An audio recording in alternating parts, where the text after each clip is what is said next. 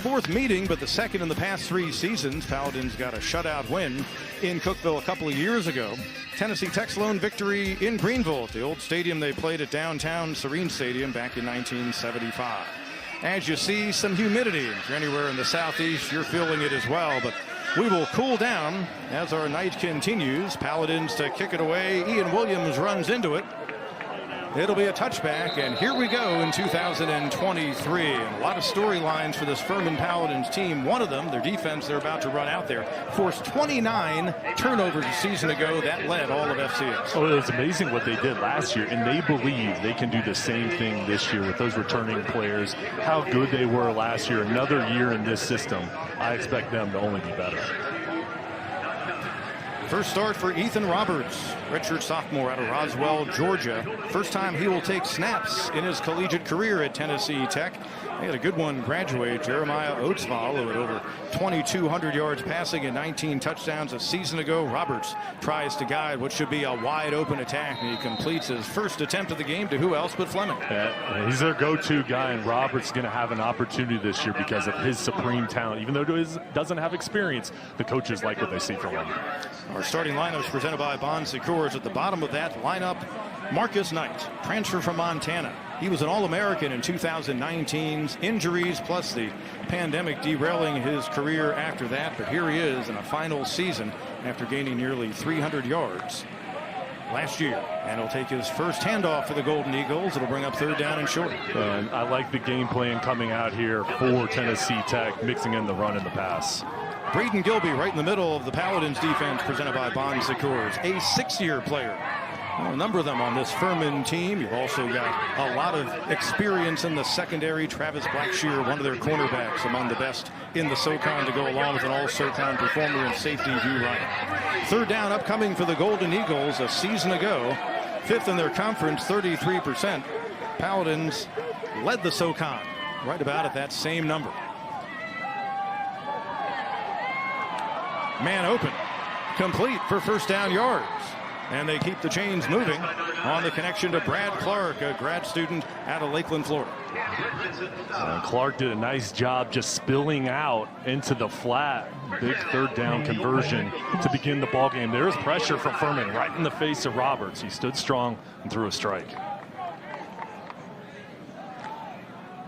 Ethan Roberts from just outside of Atlanta, so not all that far once you get out of the traffic from the metro Atlanta area to come up here to watch this game in Greenville for family and friends. He fakes the handoff, and he is met. Paladins did that a bunch a year ago, led by that guy, Braden Gilby. He had 15 tackles for loss to lead his team last year. He's a tackling machine, and he didn't bite on the fake. Gilby here sitting on the backside. It's a man in motion. Not faked out at all, just filled the gap. Excellent job of reading his keys and making the play. Also 4 on the play, second down and 14.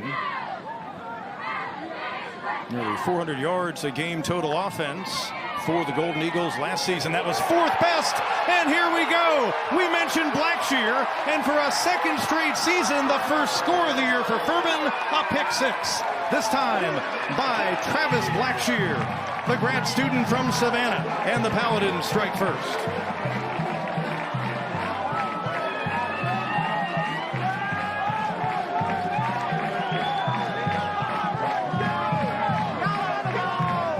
Just an outstanding job from Blackshear, reading the eyes of Roberts, jumping in front, making the play, and then turning into a wide receiver. Great hands, but good job just sitting back in zone coverage and then stopping on a dime and going up to make the play.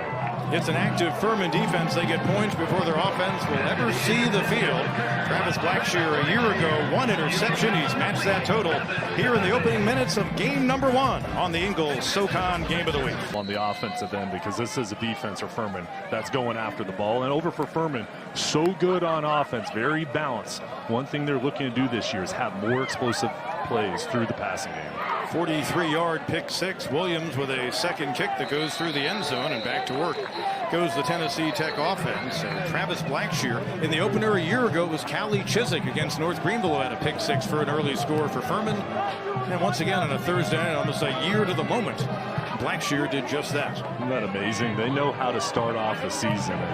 great job playing deep for team defense on that first drive, getting the turnover. And they have a lot of confidence from what they were able to do last season. Ethan Roberts, his first start, third year in the program for the Cookeville, Tennessee-based Tennessee Tech Golden Eagles. So let's see if he can shake that off. That's Knight behind him.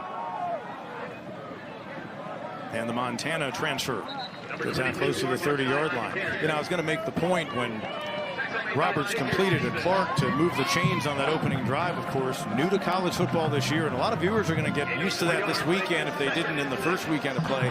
The fact that they don't stop the clock on first downs until the final 2 minutes of a half. Yeah, expect the games to be a little bit faster, and you're going to see that clock continue to roll. So a big change I think a lot of people are going to look forward to this season.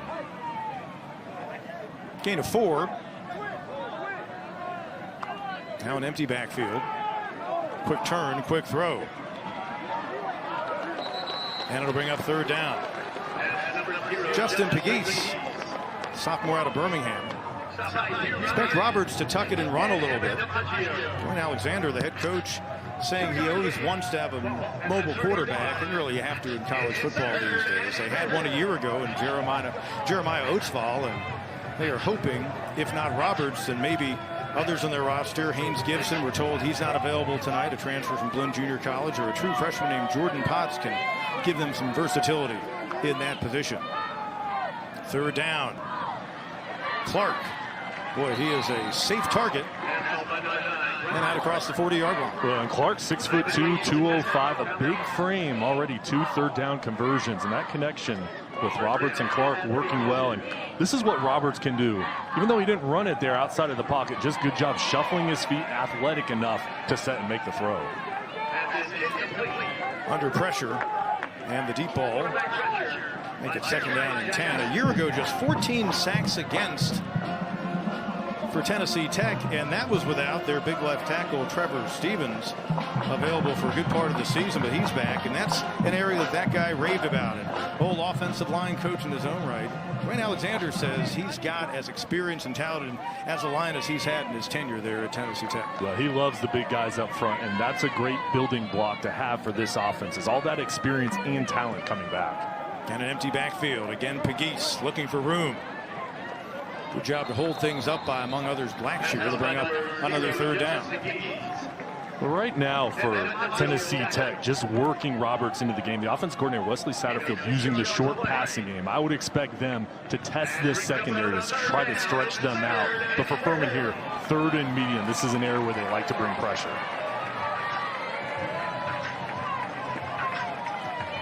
Paladins were third in the SoCon with 31 sacks. You saw them get after Roberts a couple of plays ago on first down. Knight moves back behind him. They had some confusion. Marcus Knight initially had gone to line up in the slot, and as a result, they'll use their first timeout of this opening half of play. Tennessee Tech trying to hang in this game early on against a team ranked as high as number 6 in the nation. We come back to Greenville after this. Stadium on the Ingles SoCon Game of the Week, presented by Ingles. Low prices, love the savings. Thanks so much to our great sponsor. We're with you throughout the year. Our only Thursday game, we've got Saturday action. Jared Singleton will be joining us on some of those weeks. Jay Sonhalter, so good to have you on board for this opener as we kick things off in 2023. And another third down upcoming. It'll be 3rd and 4. Tennessee Tech, they've relied on their experienced receiver Brad Clark for a couple of third down conversions so far. Ethan Roberts trying to shake off that early pick 6 by Travis Blackshear. Pegues out of the backfield. He's got the first down and finally pushed out of bounds.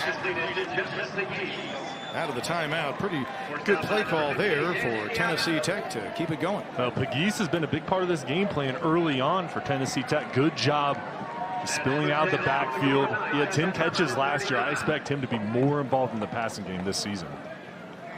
And Scianna forcing him out, but now working in Paladins territory at the 39-yard line. Furman shut out Tennessee Tech in the previous meeting on the road a couple of years ago. Knight has a hold.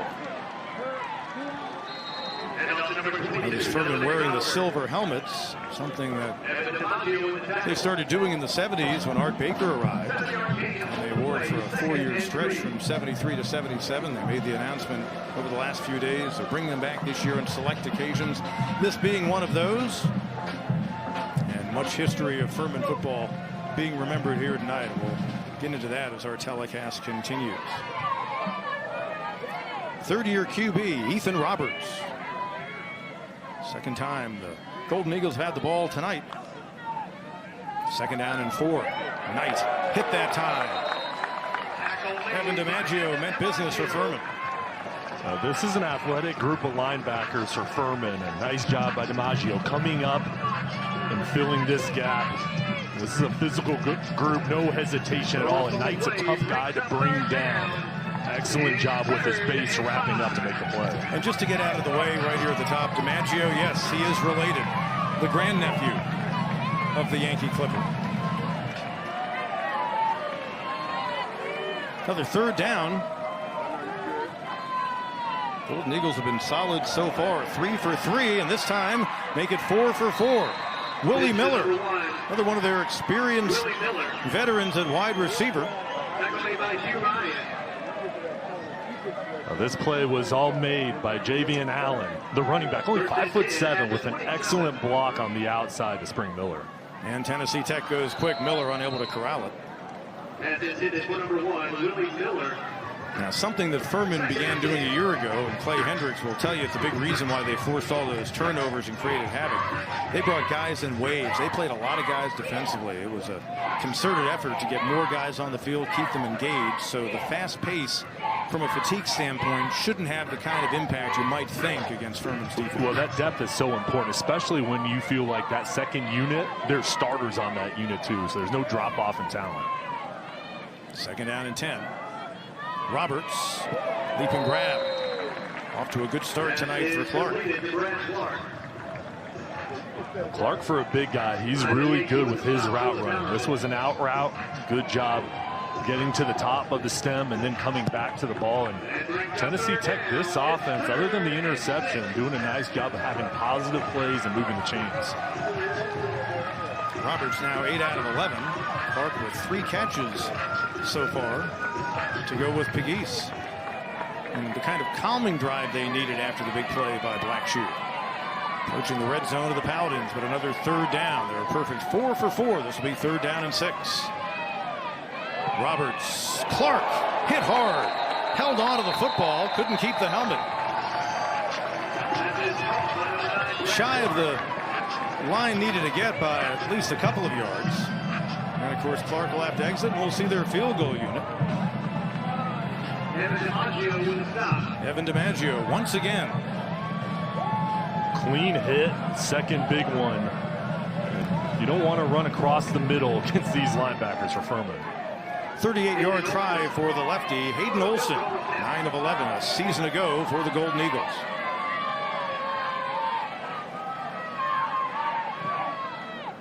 Win not a factor. And he continues his good work. His coach specifically pointed him out in our call this week. He has confidence in his kicker. And Tennessee Tech gets on the board. First quarter here in Greenville, 7-3 Paladins. For a very solid drive, Jay, after seeing the pick 6. Capped off by the 38-yard field goal. And a 7-3 game here. 6:50 remains in the opening quarter. But you mentioned a calming drive. Very important to come back from that, get points on the board, and really establish yourself in the game. And for Roberts, a lot of confidence that he can gain converting on third down to move the ball down the field. 13 plays, and they took 5:48 off the clock and traveling 54 yards. Devin Parker handles the kickoffs. It'll be returned. Hard hit at the 20. That's a fired up bunch. Wayne Anderson taken down, brought it back out near the 20-yard line. They'll give him the 21. So here come the Furman Paladins on offense for the first time in 2023. A year ago, fourth in the SoCon, had about 420 yards a game. They average over 33 a contest. And back for another go of it, Tyler Huff. He is an officer in the Army Reserve. He has a wife, got married a year ago, and he is a second-year starting quarterback for the Furman Paladins. a year ago said Clay Hendricks coming into this game, maybe he thought he had to do too much in their offense, but he hands it off to one of the top rushers in the SoCon, Dominic Roberto, and that's among the weapons that they hope will give him more big plays. We show you the Furman starting lineup presented by Bond Secures, and another guy to keep an eye on, number 2 at wide receiver, Joshua Harris. He can fly, had a big sophomore season, over 40 catches. They expect more from him and others around him in the year ahead for this Furman offense. Slant pattern, ball was deflected near the line of scrimmage. Trying to get it to Harris. Tennessee Tech defensively, they've got a new coordinator in Adam Brathwaite. They're trying to force more turnovers. Daniel Rickard returns after an injury-plagued injury that took him out pretty much last year, but that's a guy that Dwayne Alexander, the head coach, talked highly of. Well, they like him a lot. He just made an impact on that last play, batting that ball down. He's a good presence on the edge for this defensive line. Yeah, he missed a good part of the season after being injured early on, did Rickard. Third down, Huff, pressure. This is what he can do. He can scramble, and he's got the first down.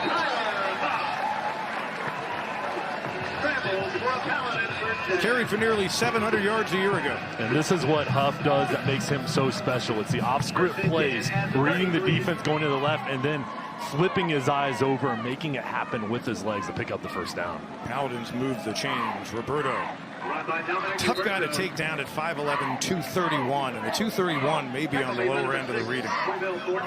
He is so strong, but the thing that impresses me is his ability to run through tackles and really seek out contact. He's so tough. He's got the speed to get to the outside, but he's at his best when he's in one-on-one situations and he's challenging you up at the line of scrimmage. Roberto averaged nearly 6 yards a carry out of Fayetteville, North Carolina. Pressure comes, and this time he's going down. Just 15 sacks against the Paladins a year ago. There's Rickard. He was in on it. Well, the two defensive ends coming in here off the edge, Rickard and also Hudson Tucker, number 8. Those two just collapsing down. Huff had nowhere to go. Rickard in limited duty a year ago at a couple of sacks. A lot of experience up front on both sides of the ball for Tennessee Tech. Paladins looking at a 3rd and 16 upcoming.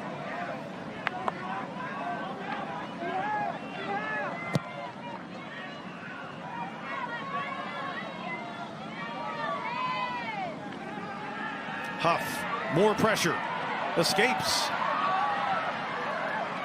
He'll be dropped well shy as he gets across the 35. Likely to see Ryan Levy. And the Paladins punt it away. So a good job disguising the pressure, showing 6 men, 2 dropping back. This is only a 4-man rush, and those 4 were able to get enough pressure to collapse the pocket. And then Huff just had to try to pick up what he could, but not nearly enough. The averaging nearly 40 yards a punt a year ago. It'll be returned, but not far. Marcellus Jackson taken down inside the 15-yard line, and that's where Tennessee Tech will go back on offense. So a promising effort by a Tennessee Tech D that was in the middle of the pack of the OVC a year ago, but their first time out there kept the Paladins in check. Dwayne Alexander trying to get his 17th win as he begins year number 6 at the helm of his alma mater. Been around the OVC a long time, been around the state of Tennessee in this region. He was an assistant at ETSU, so he knows the SoCon a little bit. This is a big season for him, but he had an air of confidence about him. Some tough tests early on, though. A trip here to Furman. They go to New Mexico to Tennessee Tech next week. First carry of the night, Javian Allen, sophomore from Freeport, New York.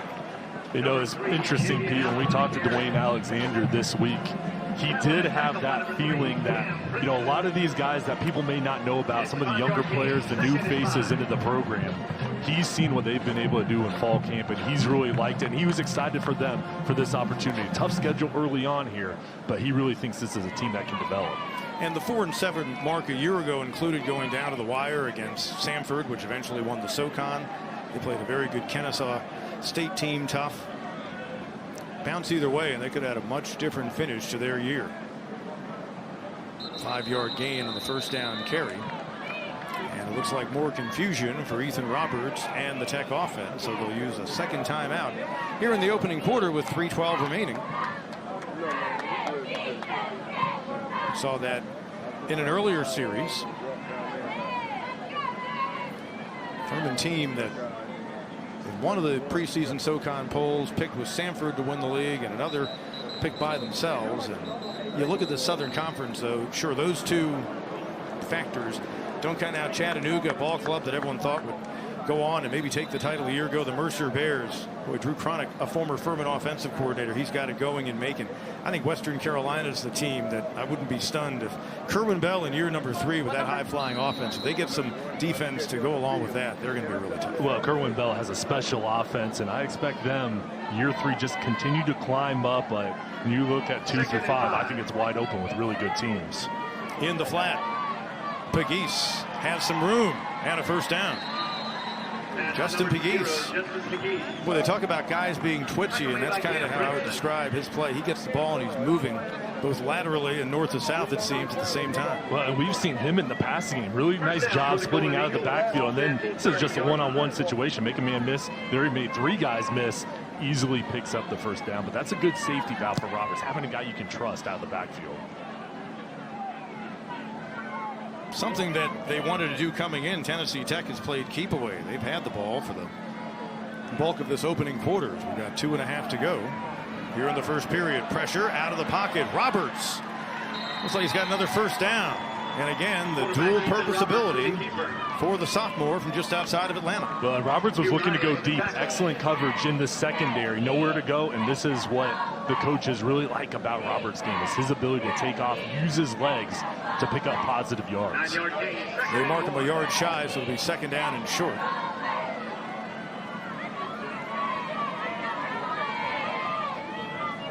They will end up holding the ball if this drive continues over the final 2 minutes for nearly 11 of the 15 minutes of this opening period of play, but it's going to be another third down upcoming.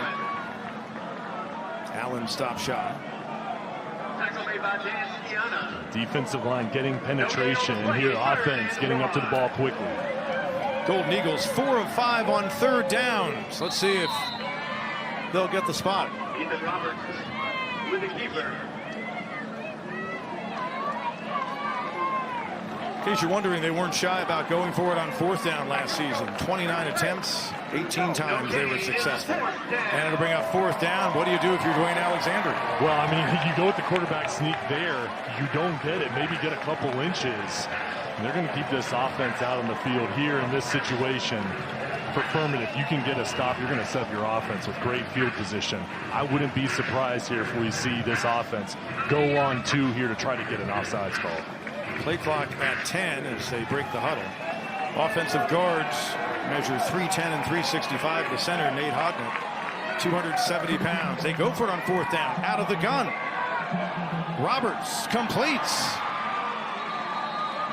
Boy, what a gutsy call and a gutsy play. And the tight end, Reese Perkins, with his first catch of the year. Well, usually you'll see quarterback behind center. Here, there's a shotgun. Roberts, with pressure in his face, finds his big sophomore tight end, Perkins, running an out route. Good job boxing out the defender to make the play. Cam Brinson in the one-on-one coverage made the tackle, but not before Perkins made the grab. Just shy of midfield, so first and 10 of the 47. Maybe our final snap of this opening quarter. Play action. And overthrowing the target. He was trying to get it to Ezra Widelock, the wide receiver, who stops the clock. Just over 3 seconds remaining. Xavier Stevens, defensive tackle, was in the passing lane with his arms up, and that's what forced the errant throw. Good job. If you can't get to the quarterback, you can affect it in other ways. The big defensive tackle making it happen. Well, every game has its share of moments. You have to wonder if that fourth down and inches, basically, going out of the shotgun and then completing to the tight end for 8 yards to get the first down. That could come back as a key moment in this game as it keeps the drive going for Tennessee Tech. Quarterback draw. He found the hole. Roberts into Furman territory. Far sideline, once a penalty marker thrown. But that's not the case, and it brings us to the end of our opening quarter of play. Ethan Roberts trying to show he can be the guy behind center for Tennessee Tech. but Travis Blackshear already has been the man for Furman in a 7-3 game. That this year to honor Dick Sheridan, who arrived here with Art Baker as an assistant coach beginning in 1973. And Jay, I thought Clay Hendricks said it best when talking about him this week. Everything he did was about a commitment to excellence. And Dick Sheridan also served for part of his tenure here as the athletic director as well. A special man, and his legacy is carried through with so many people, and everybody talks highly of Dick Sheridan. And a fumble on the first snap of the second quarter, and the Furman Paladins, a turnover machine a year ago, have their second of the night. Emmanuel Adebayo falling on it, and this looked just like error by Tennessee Tech as they tried to hand to Hunter Barnhart, their tight end. There's a knack for it, and this defense knows where to be in perfect position, and when your opponent makes a mistake, you've got to be able to capitalize on it, make the play, and good job regaining possession. I told you the Paladins led the nation in FCS a year ago with, well, the number that Adebayo wears, 29 forced turnovers. Just like that, Furman gets the ball back. They've had it just once tonight. Their score coming on the first turnover of the night, a 43-yard pick six by Travis Blackshear, but downhill running for Dominic Roberto. And a first down for the Paladins. So far through one quarter of play, it jumps out to me that Tennessee Tech was doing a good job playing keep away from what should be a potent Furman offense. Not many opportunities for Furman, and really for them, if I was an offensive player, I'd be anxious to get back out on the field. A good start on first down with that run. Roberto hit initially as he got to the line of scrimmage.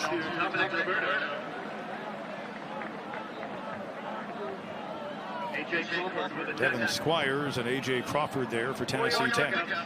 Paladins offensive line, one that's missing Jacob Johanning, who's from right here in the Greenville area. He's out with injury for a few games, but they've got some other fellas they're counting on, including the biggest player in Furman history, their new right tackle, 6'7", 340-pound Fred Norman. They run his way, but there is the defense stepping up big for the Golden Eagles. Miles Parker in his first game out of Snellville, Georgia. A true freshman, and Parker getting an opportunity here, getting into the backfield, low center of gravity. Nice job using his hands to make the play. And this is a quick defense for the Golden Eagles. Not very big, but this is where they thrive in passing situations where they can get a pass rush. Third down and 9. Huff in stride. Luke Shiflett, reliable receiver for this Furman team. Grad student out of Dalton, Georgia. And Huff just has that timing. Real quick here, nice release. And then Shiflett, the veteran, coming through on third down. Inside the 30 of Tennessee Tech. This time Kendall Dean. Second season after coming over from James Madison a year ago. And along with Harris, gives them two burners on the outside. Really good speed, and also do a nice job running routes. Now this offense, you can feel it just starting to get into rhythm, starting to get into the feel of the game. Again, just their second possession of the night. I mean, it don't take us that long, but. By the way, their lone score on the Blackshear pick six, the third of his career for Travis Blackshear. Grant Robinson, first time he's touched it tonight, sophomore out of Plano, Texas. Saw him a little bit last year, an impressive back, a little bit speedier north to south than Roberto, but he gives him a nice compliment out of their backfield. Young player, only a sophomore, and he'll have more of an opportunity this year, but this is a good 1-2 punch in the backfield where they can spell each other. They bring different skills to the table in the running game. And left side of your screen, you see Kendall Thomas, another one of their running backs. Checking in, 3rd and 3. They'll go empty backfield. Paladins 2 of 3 so far on third downs. Really good in that category a year ago. 44% in the flat, a little bit too low. Thomas never had a chance.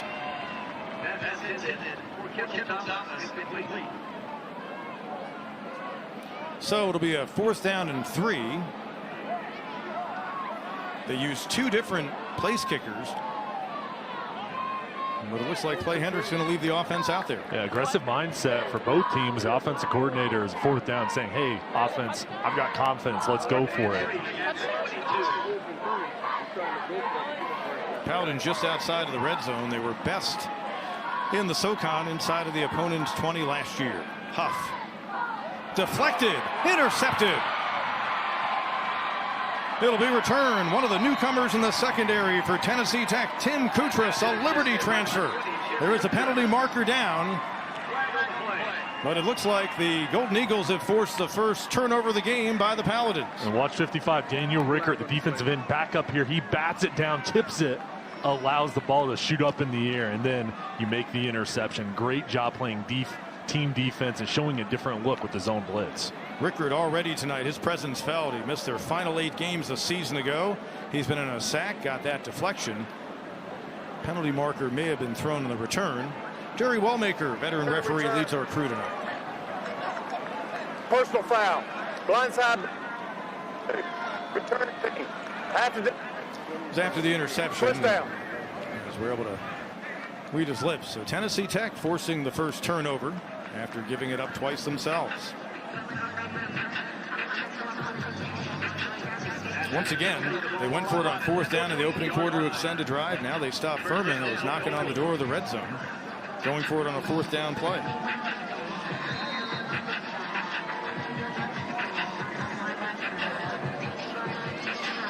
We were told we would potentially see multiple quarterbacks, but other than the one throw in the flat that went the other way, Ethan Roberts, very impressive so far. He's 10 of 14 passing. He's also picked up 11 yards on the ground. Spin move and a good one.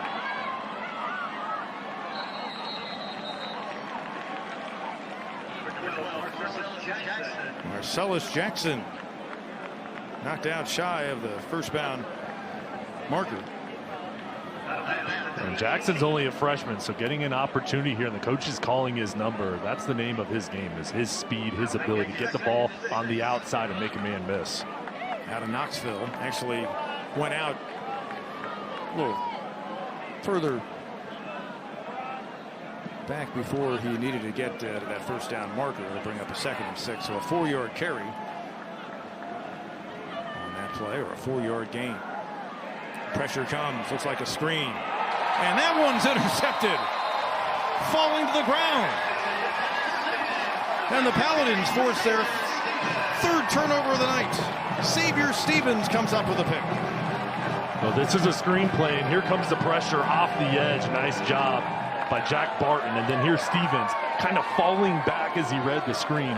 This team defense, these guys are at the right place, the right time. And look at the smarts of Stevens. Number 40, they're just falling back. He knew what was coming, and he makes the play to set up his offense. So far in less than 20 minutes of football, the Paladins within 26 of last year's forced turnover total. That led the nation. So right back about where they were, as they'll actually be inside of the red zone now at the 17. Where they were before that turnover. And Roberto, hard yards inside the 15.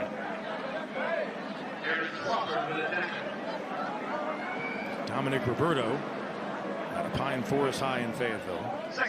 Told you he was 3rd in the SoCon a year ago. He's led their team in rushing the past couple of seasons, and he was just kind of a compliment in their backfield earlier in his career, but he has emerged over the past 2 seasons big time. And it'll be 3rd down upcoming. But I think when you look at Roberto's game, he's continued to get better. It's just the running ability that everybody knows about, but you don't talk about his passing game that he's really good at, and also pass protection, Pete. He's a well-dimensional player. He can do it all, and you can keep him on the field for all 3 downs. He had 10 receptions a year ago, and Roberto owns the 3rd best rushing game in Furman history last year against Western Carolina. 252 to go with 3 touchdowns.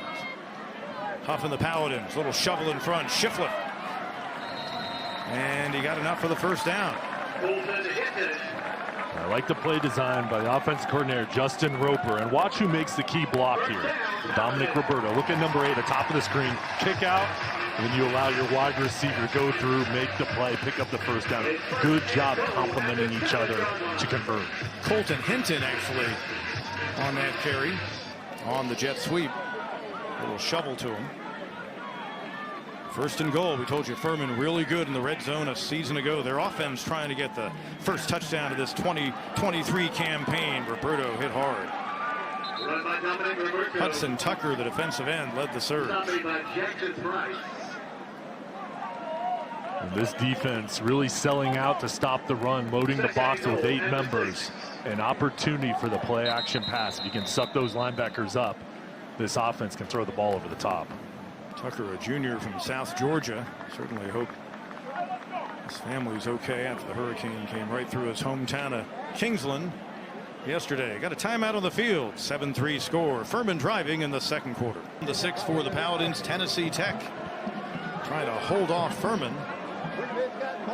Golden Eagles, after a quick pick 6, falling behind 7-0, but responded with a field goal and forced a turnover. Look at her. It might be her first football game. As the Furman fan, you can see she is in her attire, diehard at that.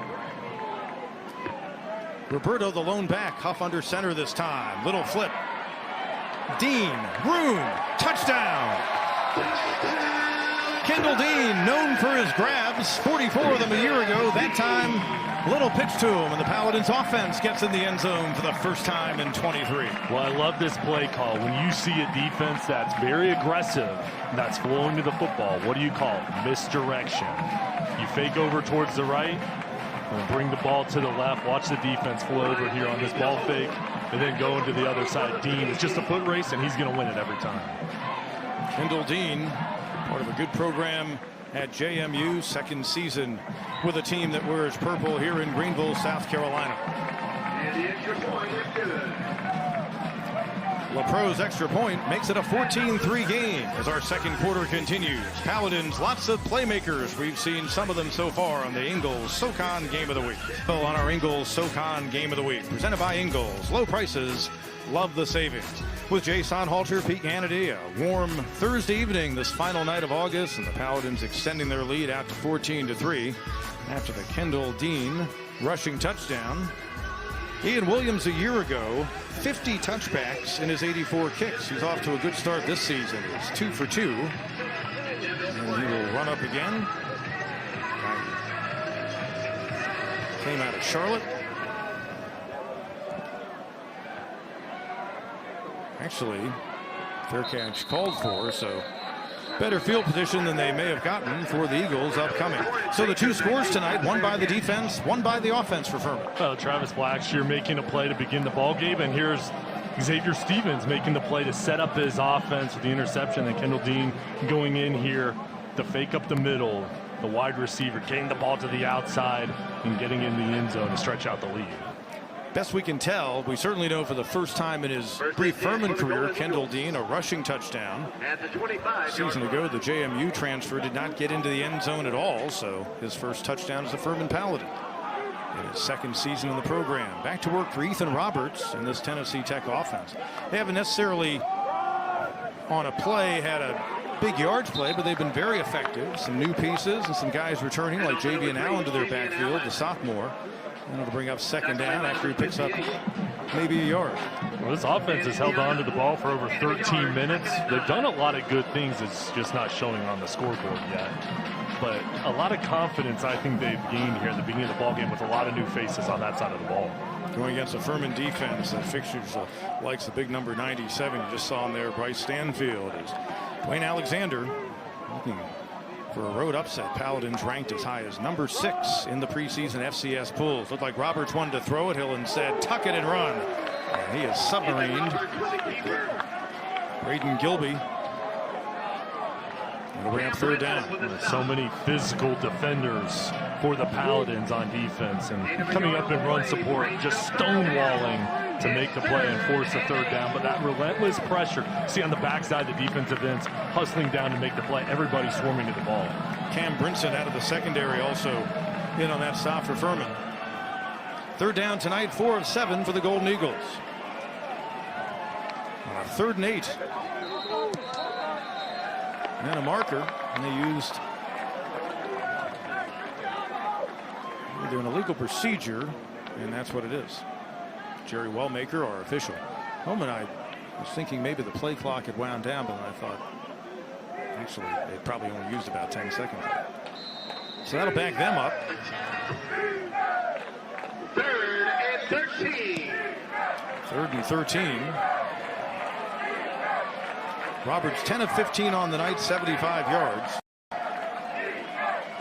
They were good on third downs on their first couple of series. Underneath, Miller. Nothing doing. Furman does such a good job collapsing in the open field. And there's Gilby again. Season ago, among the best in the SoCon. He was second in the conference with 94 stops.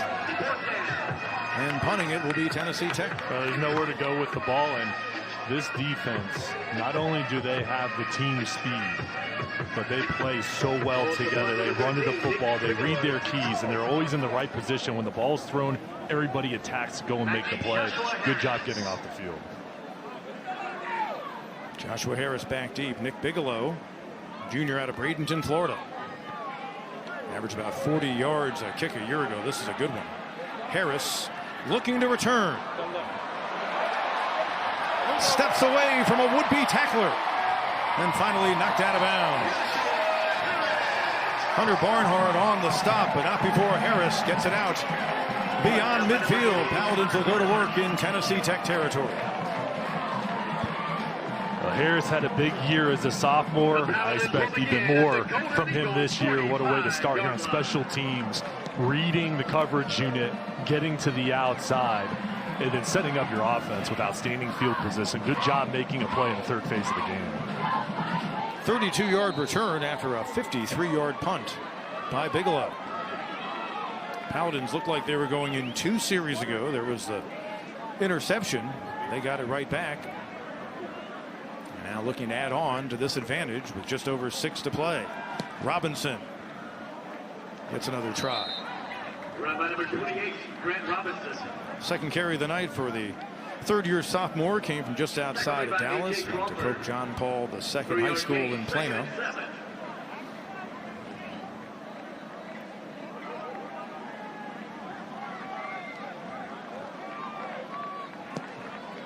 Paladins trying for a 5th consecutive 1-0 start. Huff was rolling out. And it'll bring up third down. Ben Ferguson, the intended target, but defenders all around. So trying to get to 1-0. Last year, only SoCon loss was a ball game at home against the eventual champ Sanford, which, by the way, give Chris Hatcher's team credit. They ran the table in a really tough league.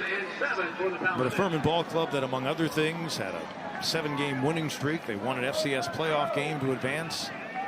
A lot of big things happened a season ago, and they're looking for even more this year. Third down and 7. Huff, screen, in the flat. Robinson, first down. This play design here, the front side of the offensive line protecting, then you allow the defensive end with a clear path. Why? Because you know your running back's getting out of the backfield. Robinson sneaks out, and then with his ability, once he gets the ball, he just turns it north and south. There it is. No defense in that gap. Easily get the first down. Good read of the defensive end, Devin Squires, closing by Huff. 1st and 10 at the 33. Going deep, Dean! Inside the 10. Oka Emanwori, familiar with Furman. Began his career at PC, transferred to Tech from Wofford. He was all over the coverage, but on a great throw and catch. Huff has the accuracy as well as the touch. Perfect throw with the lock where you give your wide receiver a chance. Perfect placement, falls into the lap of Dean. That's the first time we've seen this offense really attack the secondary, and they convert. Paladins' success the last time in the red zone. And Roberto looking for a hole inside the 5. Bounces in. Dominic Roberto.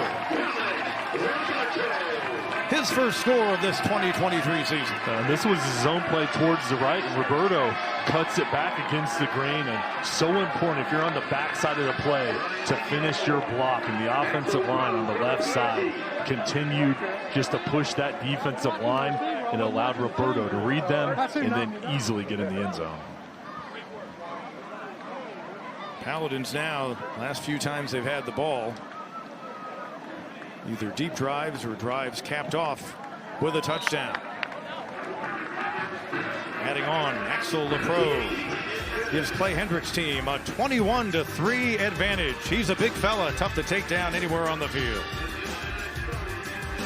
Drive for the Paladins after the Punt return by Harris got him across midfield, so closing in on halftime, 21-3, and boy, the Paladins and Tennessee Tech, in terms of what they've done with their offenses, much different here in quarter 2 compared to quarter 1. The momentum has shifted, flip-flop completely. The Paladins starting to get into a groove, defense setting up the offense, and now you see the comfort level of this offense really starting to mix in the run and the pass, and they're clicking.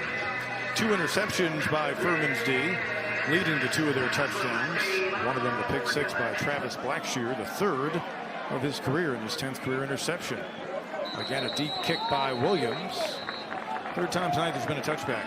So Kendall Dean, showing in his 2nd season in a Furman uniform, he may do better than his nearly 50 grabs a year ago. A perfect throw here by Huff, and then Dean running the route where you build it up and then you give your quarterback room to hit you on the outside, and then complementing this offensive line, road grading up front to allow Roberto to get in the end zone.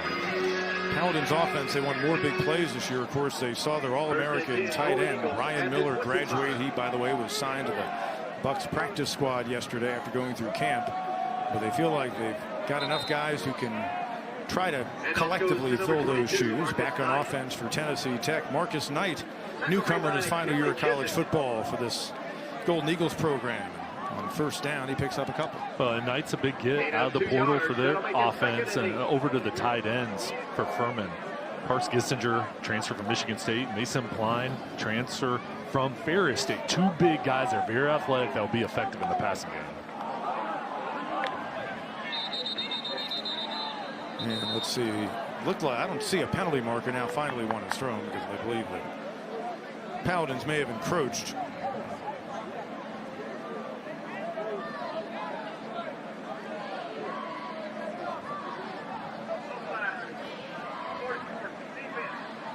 So it is an offsides against Furman.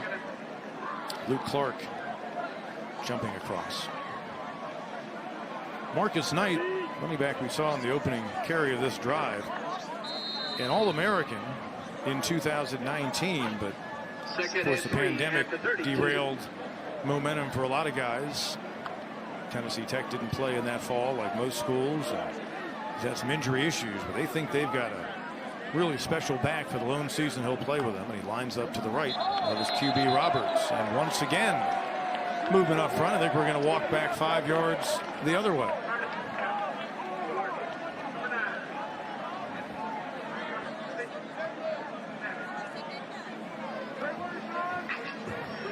With Marcus Knight, he's a guy that's so talented. He has the production from the past. I think the factor that I'm really excited for him is the motivation this year. With the injuries, he's trying to finish off his college career the right way, now healthy, and the leadership ability. Being a senior, this is his last chance. I expect big things from him. Back to 2nd and 8. Roberts connecting in the flat. Coming up a 3rd down. Ezra Widelock on the receiving end. Tackle by Micah Robinson. Micah Robinson, the hard hit. Picks up 7 on the play, though, so 3rd down and short. It's one area that Golden Eagles have had some success tonight. They're 4 of 8. Those silver helmets, you wonder how imposing those look down on the field, especially as we get into night with the lights now beaming off of them. 3rd and short. Knight, extra effort, had to get across the 35, and I believe he did. And of course, they will not stop the clock after the 1st down until we get inside of 2 minutes left in the half. Knight now with 7 carries on the night. At the 36. 14 yards. Tennessee Tech trying to get something on the scoreboard here before the half. A little out pattern, a diving grab made. Raekwon Heath, Western Carolina transfer, so a guy familiar to the Furman Paladins, originally from Irmo in the Midlands. His first catch of the night. 2nd down. Pitch. Allen.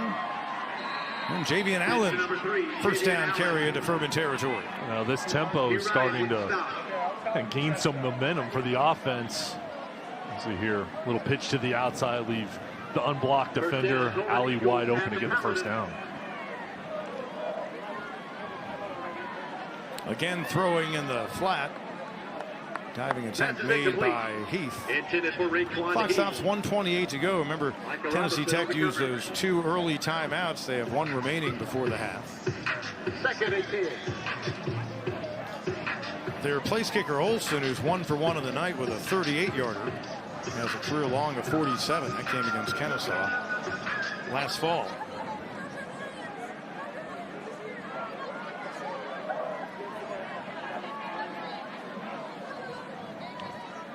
Second and 10. Roberts, and again connecting. Widelock. And that'll stop the clock. They'll move the chains. Nicky Kazemka, will linebacker Furman. Paladins without Bryce McCormick. He was injured in the spring game, and they're not sure he'll be able to play this year. He's a big player for them at linebacker. That's going to go for another first down. Once again connecting with Widelock. It's almost like Roberts has come up with a flavor of the month. He was hitting Brad Clark, one of his wide receivers, on consecutive plays early on. Now Widelock, and that time dangerous pass in the flat. Looked like he was again trying to get it to Widelock. He's a sophomore from just down the road from Cookeville in Lebanon, Tennessee. Well, they're staying away from Travis Blackshear, thrown to the opposite side of the field. The defense really locking up Demetrius Fleming, who we highlighted in the open. Only 1 catch. And then Clark, after the first couple drives, they've stayed tight on him in coverage. Other guys starting to step up, but the 2 main playmakers have been quiet after the first quarter. Player down, so we've got, I believe, an official timeout on the field. Ellis Adams, an offensive lineman. On Game of the Week coming up at halftime. Ingles presents the Southern Table. Also look back to the action of this opening half of play and what else happening around the Southern Conference this first weekend, full weekend if you will, of the college football season. The Mercer Bears out of the SoCon opening with a win last weekend in the very first game for a SoCon team. Second down and 10. 1:02 to go. Heaving it. Nearly intercepted by Blackshear. Demetrius Fleming, the intended target. Saw a little bit of a bump, but going for the ball, Travis Blackshear almost had his second pick of the night. Excellent coverage here and one-on-one situation. No safety help over the top of the Paladins, bringing the house. The pressure sitting in Robert's lap. He throws it up. Travis Blackshear almost comes away with an interception. I think the reaction said it all. I think he expected a yellow flag to come flying. He wanted the call, does not get it. That is a veteran. Blackshear was a veteran thinking he was about to get flagged. You could tell. So now 3rd and 10. Just inside the 30. Other side. End zone. Touchdown. What a grab. Willie Miller. One-hander. Had Ryan and Brinson nearby. Perfect throw from Roberts. I mean, watch this. He has time to throw it. O-line protects. I mean, there's no opening at all. The only place where his guy can get it, outstanding job. And then the focus from Miller to bring it in, haul it in. That's a huge play. To get over the goal line, make it happen, and get some points on the board before the half. So for Ethan Roberts, the quarterback, his first touchdown toss of his Tennessee Tech career. Miller, you see them attending to him. You hope it's nothing more than a cramp. He had Cam Brinson right there on him as he was able to bring it in. Perfect coverage. You can see from the eyes of Roberts, just giving your wide receiver a chance. One-handed grab, the hand-eye coordination, 2 defenders draped all over you, and you still make the play. That's big time. Miller 4 touchdown catches a year ago, and they continue to attend to him near the end zone. Well, a memorable first touchdown this season for Tennessee Tech. That's perfect. You don't want to be too close. Like at Wake Forest, their high end zone camera is so close. Now, you see at the top of your screen, they'll help him over the sideline. We'll see if he's able to return. One of the guys that was mentioned, a trio of experienced receivers, each of them grad students, Miller, Fleming, and Clark. Dwayne Alexander, the head coach at Tennessee Tech, told us those are 3 guys they're really counting on to help their quarterback adjust whoever it was going to be, because they had a battle in camp between Roberts and Haynes Gibson, a junior college transfer. Gibson out with an injury, but Roberts may well have won the job anyway. They just made that decision within the past few days. Olsen on for the extra point try. It was perfect a year ago. 24 out of 24. And he makes it a 14-10 game with 46.6 to go before the break. That's just a case of the trust between the quarterback and wide receiver and giving your guy a chance, and Miller comes through. That was an important drive to gain some momentum to cut into this lead before the halftime break. 21-10, Furman's lead. Interestingly, just like a year ago, the first score of the season for Furman comes on a pick six. It was Callie Chiswick against North Greenville last year. And here tonight, Travis Blackshear. And then after really not having the football all that much in the opening quarter, Furman's offense has been able to take advantage of some good field position off a turnover and also off a nice Joshua Harris punt return. Get in the end zone a couple more times. And give Tennessee Tech credit. We saw the Paladins come up with 14 straight points before they were able to put a nice drive together, capped off by the spectacular one-handed grab by Miller. 11 plays covering 75 yards in 3 minutes and 46 seconds. Run up by Devin Parker. And it just sneaks into the end zone for the touchback.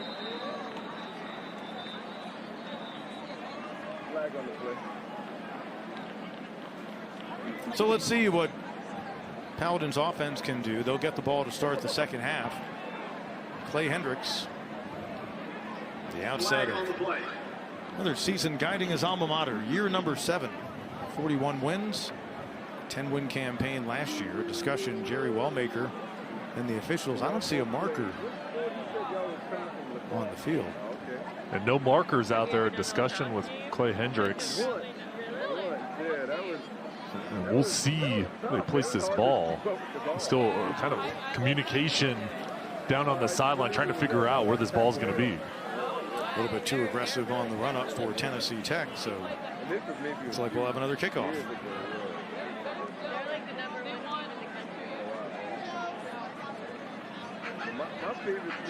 I'm not sure where they threw the marker. They must have picked it up in a hurry.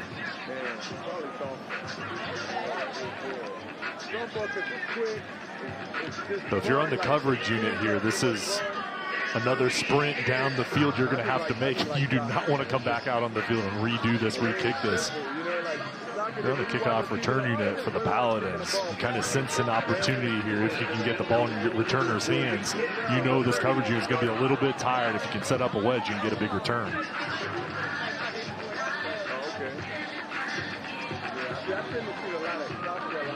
So once again, Devin Parker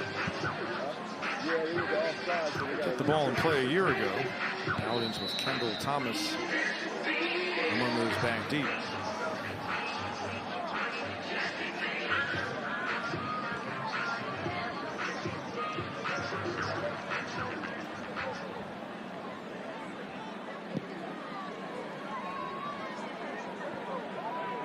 And there will be a return. Colton Hinton.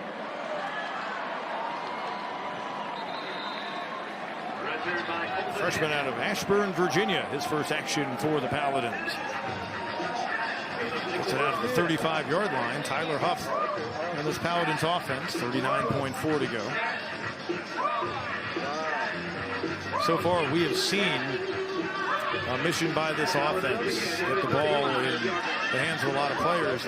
Furman's done some damage offensively. The biggest play that Harris, their top returning receivers, made. It's on that punt return. That set them up in Tennessee Tech territory for a touchdown earlier this quarter. Huff looked like a designed run. And he's out across the 40. Paladins still with their 3 timeouts. Tennessee Tech with 1. And a timeout is called. It'll be the first one used by Clay Hendricks in Furman. Yeah, I like the play call there. With the timeout in your pocket, you can look like you're going to throw it, and then with the speed of Huff, quarterback draw, pick up positive yards and kind of assess the situation here. I expect them to be aggressive now, still with 2 timeouts. Tyler Huff, 105 rushing attempts a year ago. Remember, he was hurt for part of the season, got hurt in their win down at Charleston Southern. But he carried for 694 yards. He was second on his team. 6 in the SoCon. He averaged almost 7 yards a carry. So he is very much a dual-purpose threat. A lieutenant in the Army Reserve. And a real gamer just outside of Jacksonville, Orange Park, Florida. Second year in the program. Quarterback is a big question mark for them. He didn't arrive until June of 22, so he didn't go through spring of 22. Everything was new to him with the new offensive coordinator on their staff a year ago. Most of the key pieces have returned for this Paladins O. Dean continues a good night. Third catch. Yeah, he answered those questions quickly last year. It's really amazing what he was able to do production-wise, but also leadership-wise, coming into the program in June and really solidifying himself. Paladins out to the 45. Dean was out of bounds. Clock stopped at 27.1. Looking long, far side. Leaping attempt. Couple of number 2s, stride for stride. Cameron Hudson on the defense. Joshua Harris for Furman. It'll bring up a 2nd down and 10. Well, Harris really turned into the defensive back. Watch number 2 for the Paladins. Just jump and just dislodge this ball. It's a jump ball. He didn't have the angle. Very wise just to knock it down and live here for another down. I think Hudson would be the first to tell you he probably should have had that interception. A year ago they had just 2. They were kind of the opposite of Furman. Very few turnovers forced last season, just 11. It's been a big goal of this Tennessee Tech defense to do better in that regard, but markers at the snap, and the Paladins will back it up.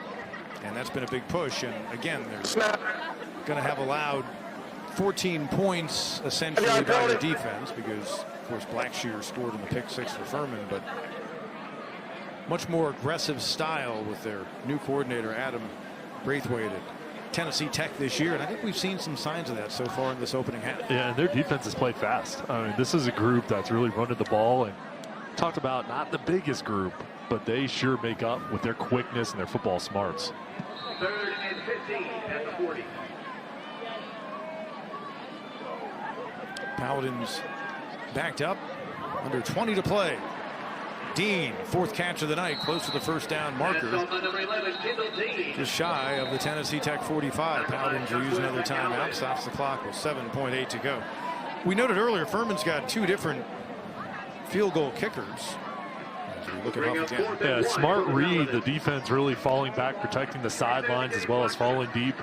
And then it opened up the middle of the field for Dean to operate. One of their kickers, Ian Williams, was a perfect 6 for 6 from 40 to 49 yards a year ago, along the 49. Axel LePro, who's considered their closer in place kicker, in practice this week had a 57-yarder. So Paladins able to get about 10 more yards or so on this drive with time remaining, and not sure who exactly Clay Hendricks would call on.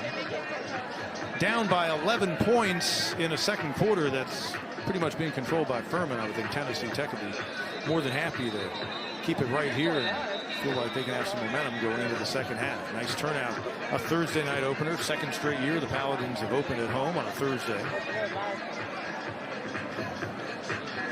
Getting ready for many SoCon Saturdays this fall, and hope to see you on many of these Saturdays on our Ingles SoCon Game of the Week. We have 7 Saturday games upcoming in September, October, and November, right where you're watching. 3rd down and short. Huff to throw. Dean. And a good job defensively. Naquan Washington, junior from Norman Park, Georgia, preventing that from being a game that probably would have put him in field goal range. Yeah, huge play from Washington, just dislodging the ball. It was right in the arms of Dean. He just broke it up. We'll see here as the junior comes through. Good position. There's the technique just to knock it loose. Now situation on 4th down. You're going to have to use the Hail Mary. 5.5 seconds to go, and once again play stopped. And the Paladins will be backed up.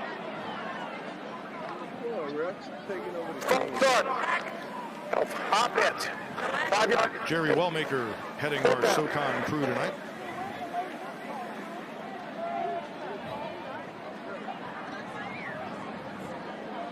Put it back on the other side of the 50.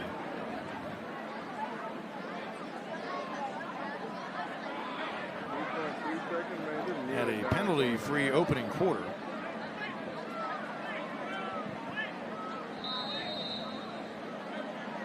Three on the night now for Furman, 4 on Tennessee Tech.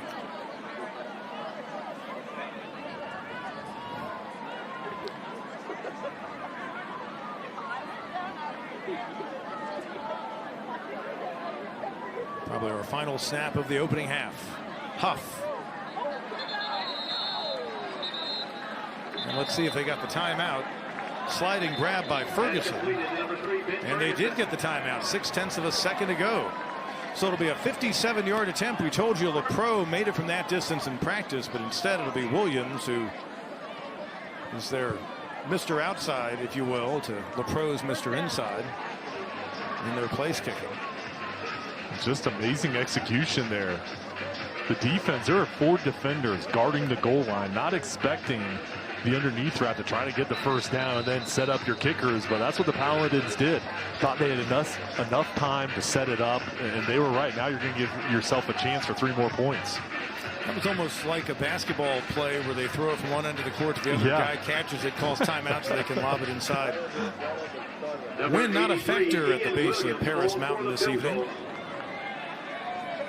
57-yard attempt.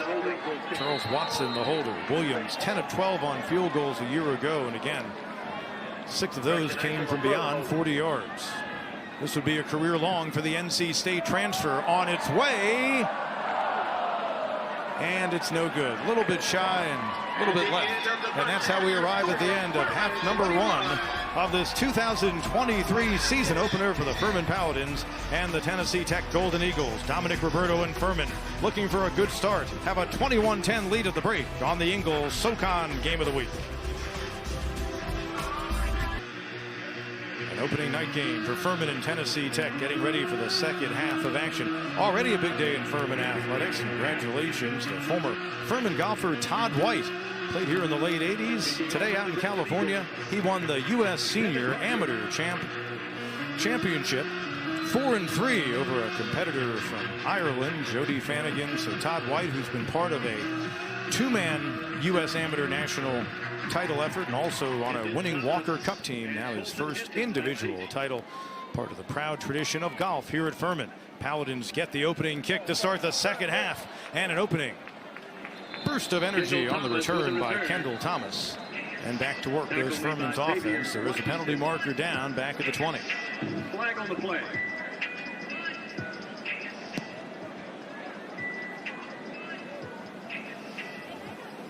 We had a flurry of penalties in the closing couple of minutes of the opening half of play, and Jerry Wellmaker telling us that this one goes against Furman. That'll be their 4th to even things up in that category. The offense here coming out in the field, an opportunity coming out of the break. You have an 11-point lead, and really you can lay the foundation for the rest of this game. You can get a drive going, get more points to stretch out this lead. But I like the way, especially in the second quarter, this offense was running the football. Paladins backed up inside their 10. Their 2 touchdowns on offense ended drives that began with significantly better field position. On the other side of the 50, Roberto has a hole. And off to Dominic Roberto. Dominic Roberto, who busted one for 62 yards in a touchdown against Western Carolina last season. Now there's a Paladin down. Told you about Fred Norman, graduate transfer from ETSU. 6'7", 340, and on a night like this, some humidity, warm conditions, temps near the 90s earlier in the day, you hope it's just cramping. It looks like he'll walk off under his own strength. He followed Matt McCutcheon down here, offensive line coach. He'd been with him at ETSU, and so those two will have a final run together this season as Norman has arrived. 6 yards on the last play, 2nd and 4 on the 50. Joey said he left him. Joey right there. 6-yard pickup for Dominic Roberto. 10 carries, 40 yards on the night for the senior out of Fayetteville. Give it to him again. Stopped in the backfield. Once again, the aggressive nature. Jackson Price, Colgate transfer at safety, stepped up to finish him off. The Price coming up in run support. Also Hudson Tucker, the defensive end. We've called his name a couple times tonight.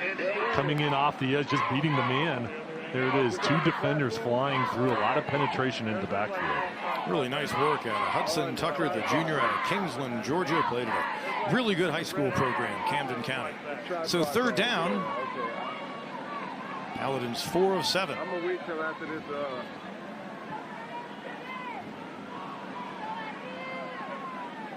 This will be a 3rd and 7. Empty backfield. Huff saw his running ability in the opening half. Looks like he stopped about a yard shy. Aaron Swafford makes the stop for Tennessee Tech. And we'll see Ryan Levy, the Paladins punter.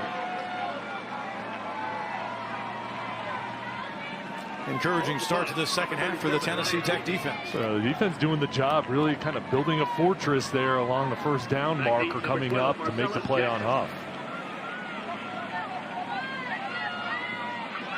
Gonna get a return and a nice job on coverage. Paladin special teams.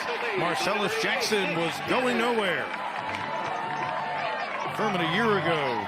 Special teams as impressive as their defense. Nick Cannon hustled down to make the stop. It's so important to have guys hustling on special teams, and Cannon here just relentless, full speed ahead, going in and making the play. And you love to see guys, reserves, getting an opportunity in the 3rd phase of the game and making a mark.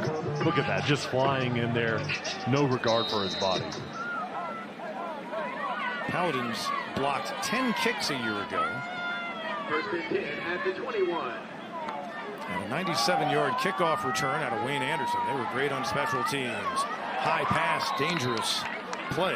Pass is incomplete. Incomplete, he was trying to get it to one of his reliable veterans and a guy we featured off the top of the telecast, Demetrius Fleming. See if Willie Miller returns in the second half, who caught that touchdown with a one-hander. Remember, he was shaken up late in the opening half of play. Perfect coverage right there, and Fleming held to only 1 catch. In the secondary for the Paladins, doing a really nice job on the best option for the Golden Eagles. Fleming led them a year ago with 31 grabs.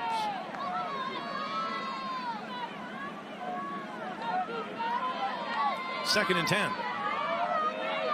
Handoff, Allen. Good burst for the sophomore. Ryan with a tackle for the Paladins. Allen, 314 yards on 73 attempts a year ago. It'll bring up 3rd down. It's 3rd and 4. Opening half of play. Golden Eagles were 6 out of 10. Of course, we saw several passes in this situation to Brad Clark in that opening quarter. From Ethan Roberts, his first career start. Seeing his first career game action as a Golden Eagle. Pressure comes blindside. Completes. Pulled in by Ezra Widelock. Another grab on the night for the sophomore. Ezra Widelock with the reception.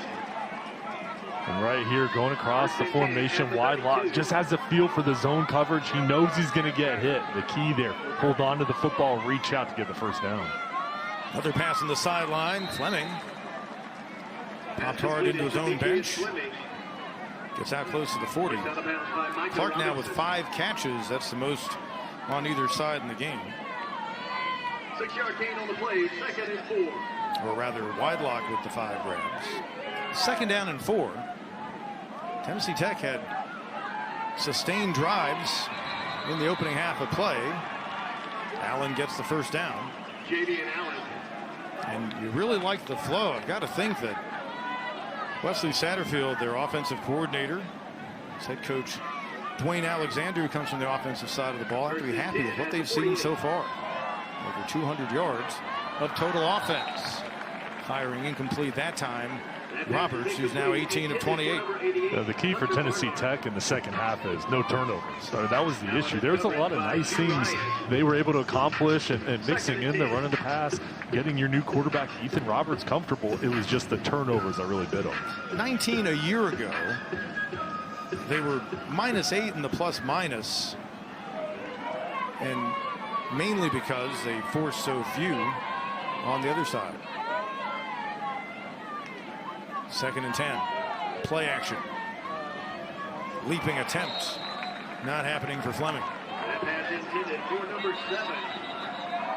Defensive line for Furman getting excellent pressure on Roberts. Injured player being attended to. And that's Ethan Roberts down. Watch here, just different Paladins flying into the screen, and a sandwich hit on Roberts. Cyrod Cook, Wingate transfer out of Winston-Salem with the hard hit on that Paladins defensive front. Going to take a timeout. Roberts being attended to. Ethan Roberts hit hard Cyrod Cook just after he released the ball. He's now being looked at over on the bench as Roberts, in his first career game, redshirt sophomore from Roswell, Georgia, getting his very first collegiate start. So now they will turn to a true freshman, Jordan Potts, out of Powell, Tennessee. Top 10 in Tennessee high school passing and total yards. Year ago, threw for nearly 3,000 at Powell High, 28 touchdowns. We were told we'd see multiple quarterbacks tonight. Understand Haynes Gibson, a junior college transfer, not available because of injury. First snap of his college career for Potts on the run. Extending the play. And he'll simply throw it away. How about that? He made it How interesting. about that memory for your first time on a college field in the game? Well, I like his pocket awareness. That's tough. 3rd and long, you're asked to make a play, and he was almost able to get outside of the pocket, trying to find somebody very wise just to throw it away and not force the ball. But you can see the young talent of the freshman there moving around, trying to scan the field. 4th down punting situation. That'll give Roberts more time on the bench, but who knows? We could see Potts the rest of the way. Their head coach said they wanted to always have mobile quarterbacks, and I think we see they've got one in Potts as well. Roberts has done some nice running tonight. Bigelow with a 53-yarder in the opening half. Harris will again return. He had a big run back in the second quarter, but not that time. Down on coverage for Tennessee Tech. Kachi Emanwuri, transfer from Wofford. Harris almost able to break free the stiff arm. Nice tackle. Now the Paladins got a long field to go, but Harris, with his speed, boy, he is dangerous. And the special teams unit almost able to push away the defender to get to the outside. Second time in this quarter, the Paladins will begin an offensive series inside their own 10. Furman trying to win for a 3rd time in 4 meetings in the series. Shutout victory in Cookeville 2 years ago. Home and away meetings back in the 70s, the program split. Off play action, dumping it ahead. Intending it for big target Mason Klein. Noted earlier, transfer from Division II Ferris State. You see him, massive, 6'7", 260. Clay Hendricks said he doesn't look like anyone else on the field for us. Part of 2 national title teams in D2 at his previous stop. So he's a huge target, and yeah, he's a good blocker, but really he's known for his receiving skills. They're going to be able to split him outside in the slot and keep him in line. I expect him to be a big weapon as the season progresses. 2nd down and 10. Give the handoff, Dominic Roberto, and they'll bring up 3rd and long. And we've seen 2 tight end sets with Parks Gissinger in the game as well. So this is a multiple offense that the Paladins have where they can go wide, 4 wide. They can go with a fullback, 2 tight ends. They can really present a lot of challenges to the defense. Paladins on 3rd downs tonight, 4 of 8. A year ago, Tennessee Tech among the worst in the nation. Opponents nearly 47% on 3rd down tries. They're 108th in FCS. Another area they've circled. They've got to get better in defensively. Dean underneath. Got away from one, but quickly catching up to him. Others, and he was taken down. Devin Squires, defensive end, able to make the stop. And here's the screen. Try to get the ball in Dean's hand and let him go to work. Make one man miss.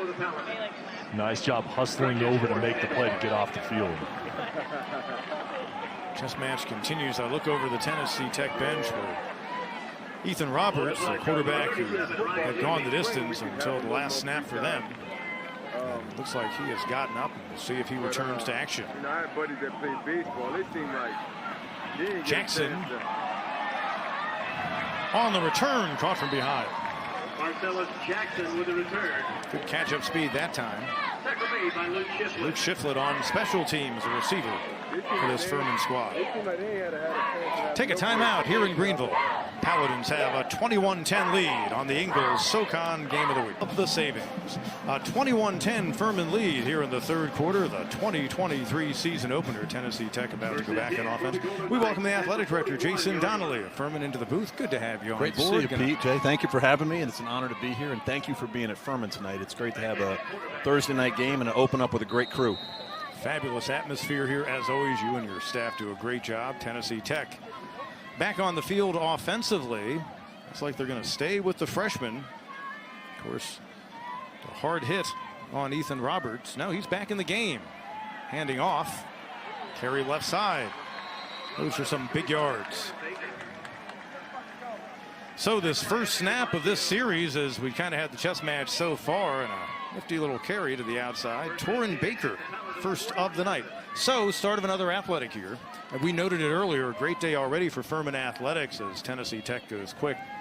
Todd White, golfer here in the late 80s, won the U.S. Senior Amateur earlier today out in California. It's unbelievable. He's been an unbelievable amateur golfer. He's won a two-man championship under the USGA as an amateur and also as part of a Walker Cup team. Now he's got his first individual title. So I know you send your congratulations out to him. We do. There's a lot of alumni talking about Todd today at all the tailgates, and so proud of him. And it's amazing Furman's history and tradition across so many different sports.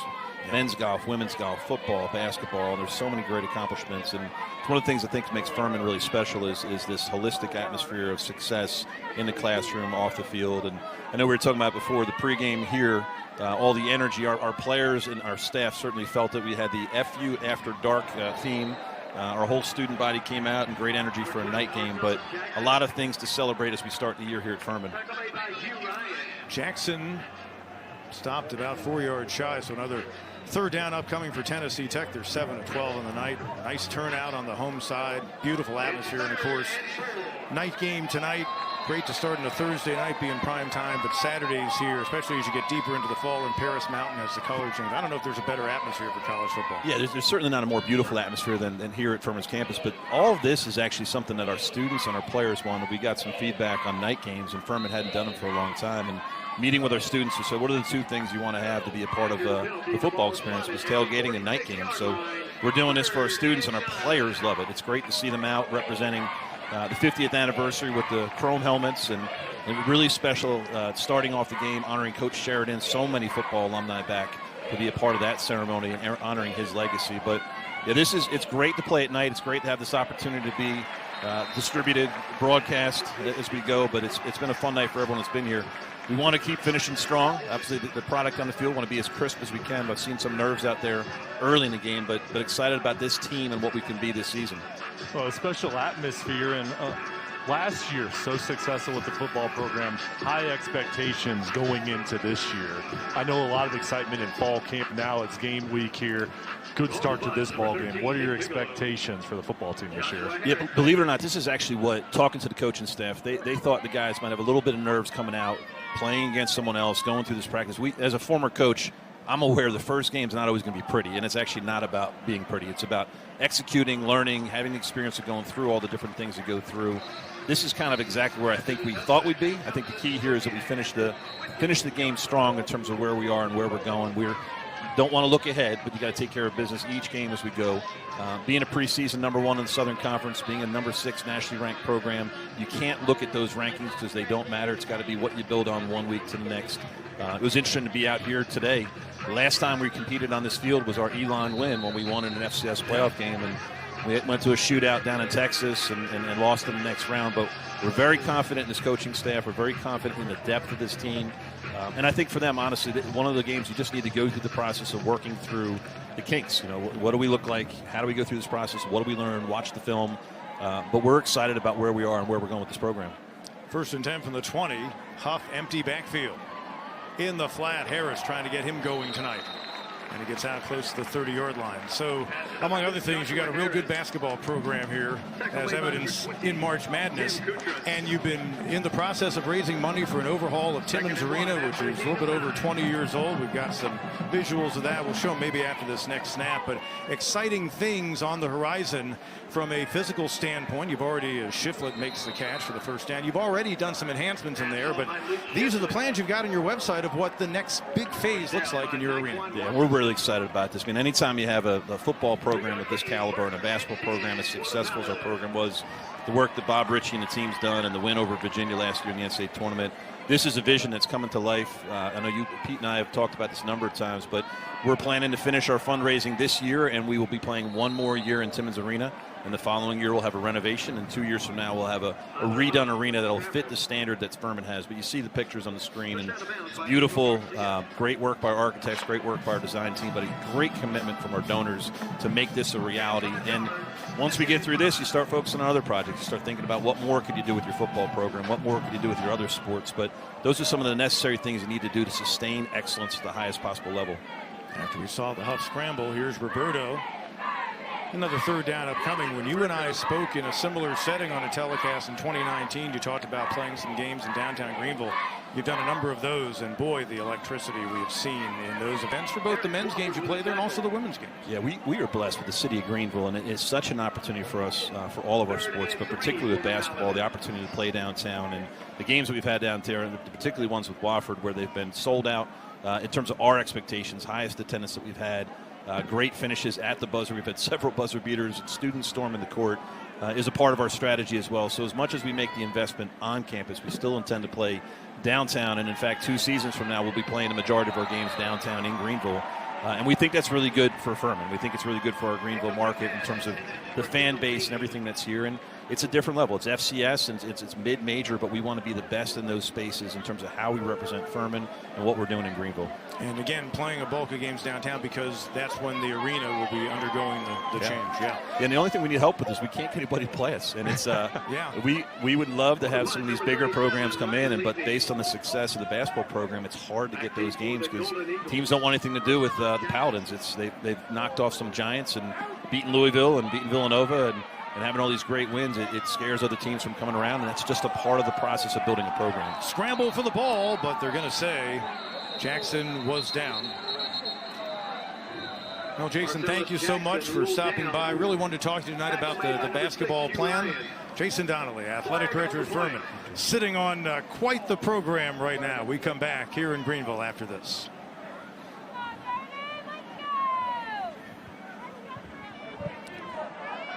Tennessee Tech. We invite you to join us on our next Ingles SoCon Game of the Week, a week from Saturday, September 9th. Boy, that should be an offensive shootout. Samford, the reigning champions of the Southern Conference, against the Catamounts of Western Carolina. Up and down, they will likely go, both teams, on the 9th of September. Our Ingles SoCon Game of the Week. Jared Singleton's warming up in the bullpen. He'll be alongside with me for that game. Jay, I'll have you with us for some of these telecasts this year, but looking forward to a whole lot of fun. Kind of a chess match here for the defenses in quarter number 3. We've got the same score we had at halftime. Yeah, and coming out of the halftime break, you kind of figured the offenses would pick up some momentum, but third quarter here, it's been the defenses that have really stalled the offenses, and right now, only 11-point ball game, and which team is going to make that next move? Can Tennessee Tech kind of cut into this lead, or is Furman going to be able to stretch it out? We'll see who can regain momentum.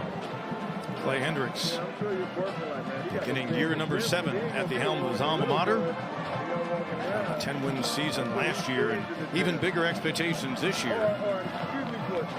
There is a review right now as to whether or not the Marcellus Jackson return was actually a fumble. Let's take another look.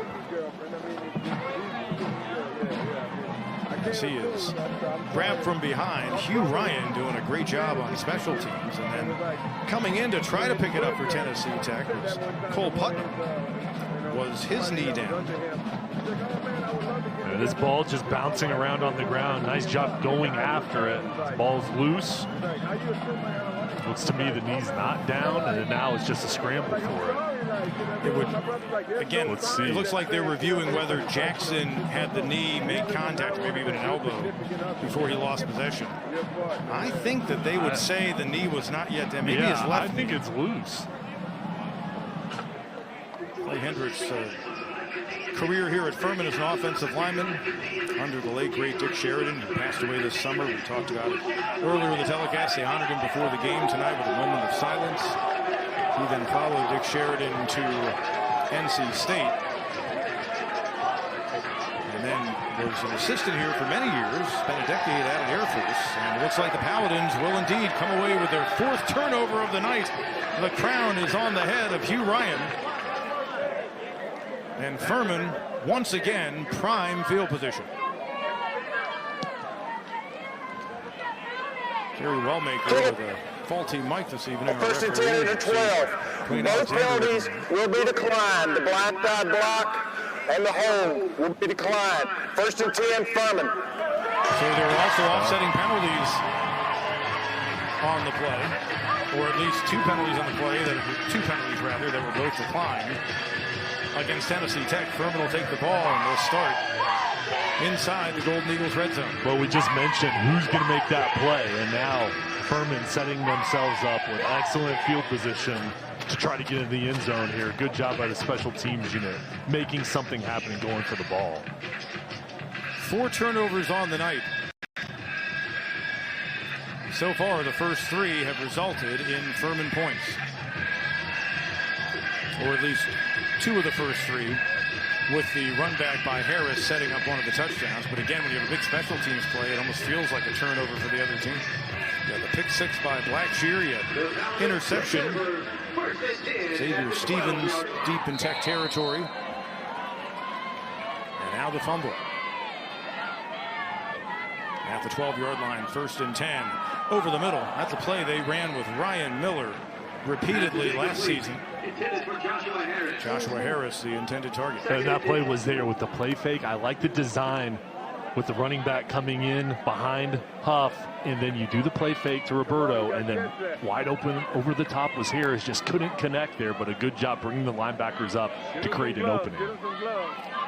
Paladins closing in on 200 yards on the night in total offense.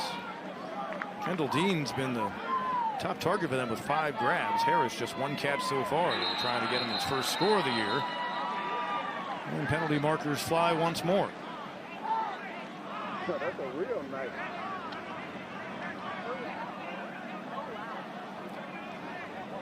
Looks like it's going to be a discussion here. Trying to read the body language. Tennessee Tech players give you the impression it's against Furman.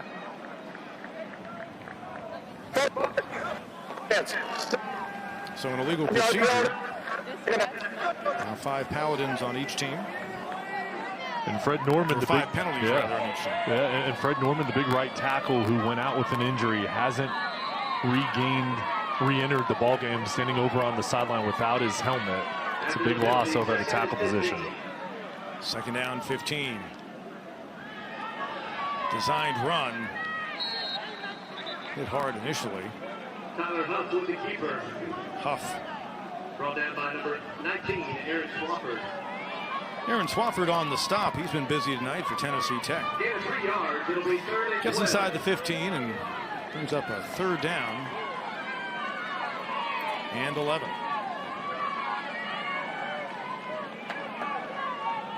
I'll call it third and maybe a long 11. 3rd and 12 is what the scoreboard now shows. Clay Hendricks' team so far in the night, 4 of 10. Again, a toss toward the end zone. Into double coverage. They were trying to get it to Hinton. And incomplete to the freshman. So we'll again see the field goal unit.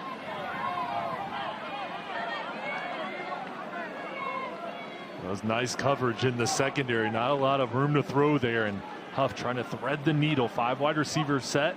There's a good look at it, almost able to get the ball in. Double coverage by the Golden Eagles. They're looking for a flag, no flag thrown now. They force a field goal opportunity. Williams missed from 57 yards to close out the 2nd quarter. Much more reasonable distance for a guy with a big foot, and it's good.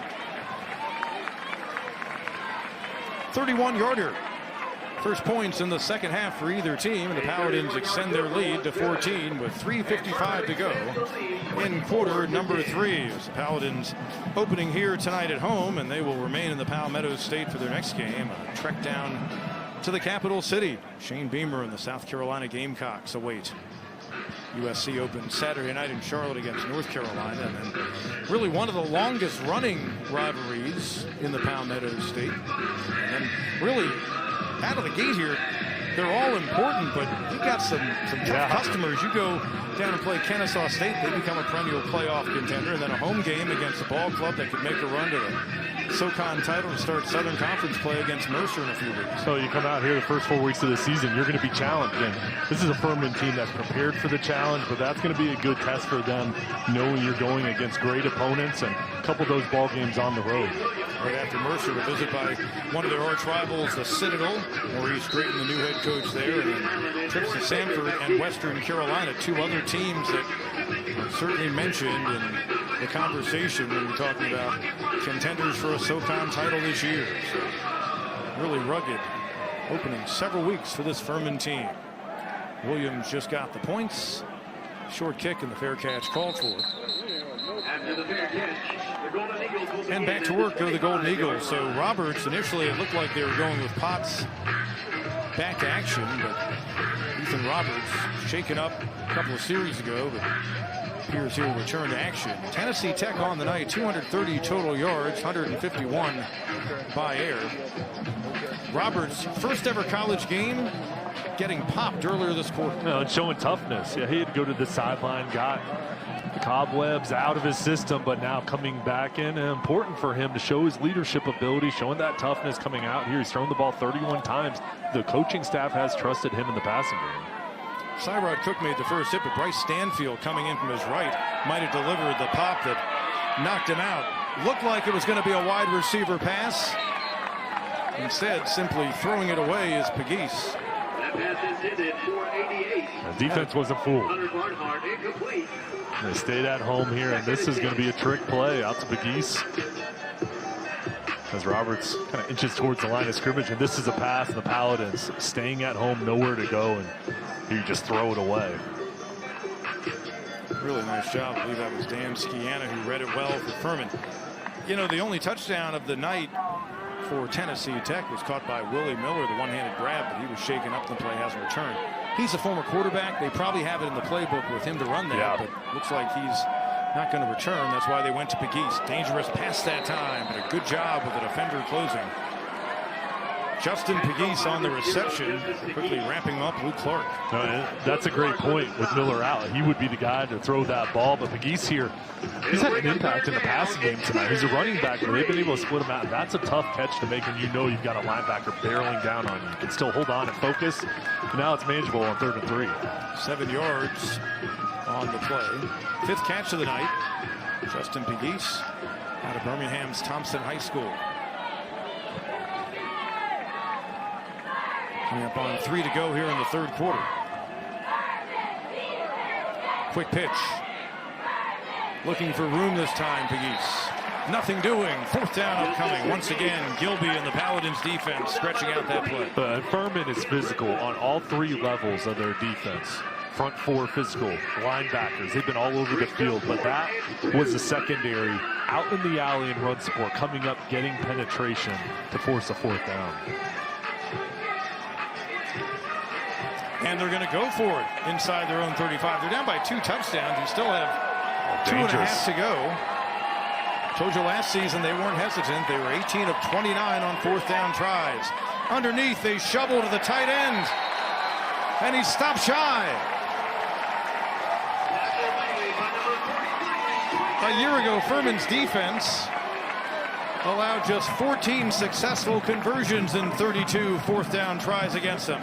They get a stop here in the opener of 23. And this front 6 right there, nowhere to go. Shedding blocks, making the play, everybody getting the backfield. And a critical stop here by Furman. What a job, just sitting at home with a little shovel pass to the tight end. They were not fooled at all. And you see the excitement, again, setting up your offense with outstanding field position. Skiana leading the way, stopping Hunter Barnhart, the tight end. I mean, if it's later in the fourth quarter, but it's still a two-possession game. Yeah. Once again, great starting field position for the Paladins team. They converted moments ago. Robinson, open hole, room to run. Finally taken down near the 5.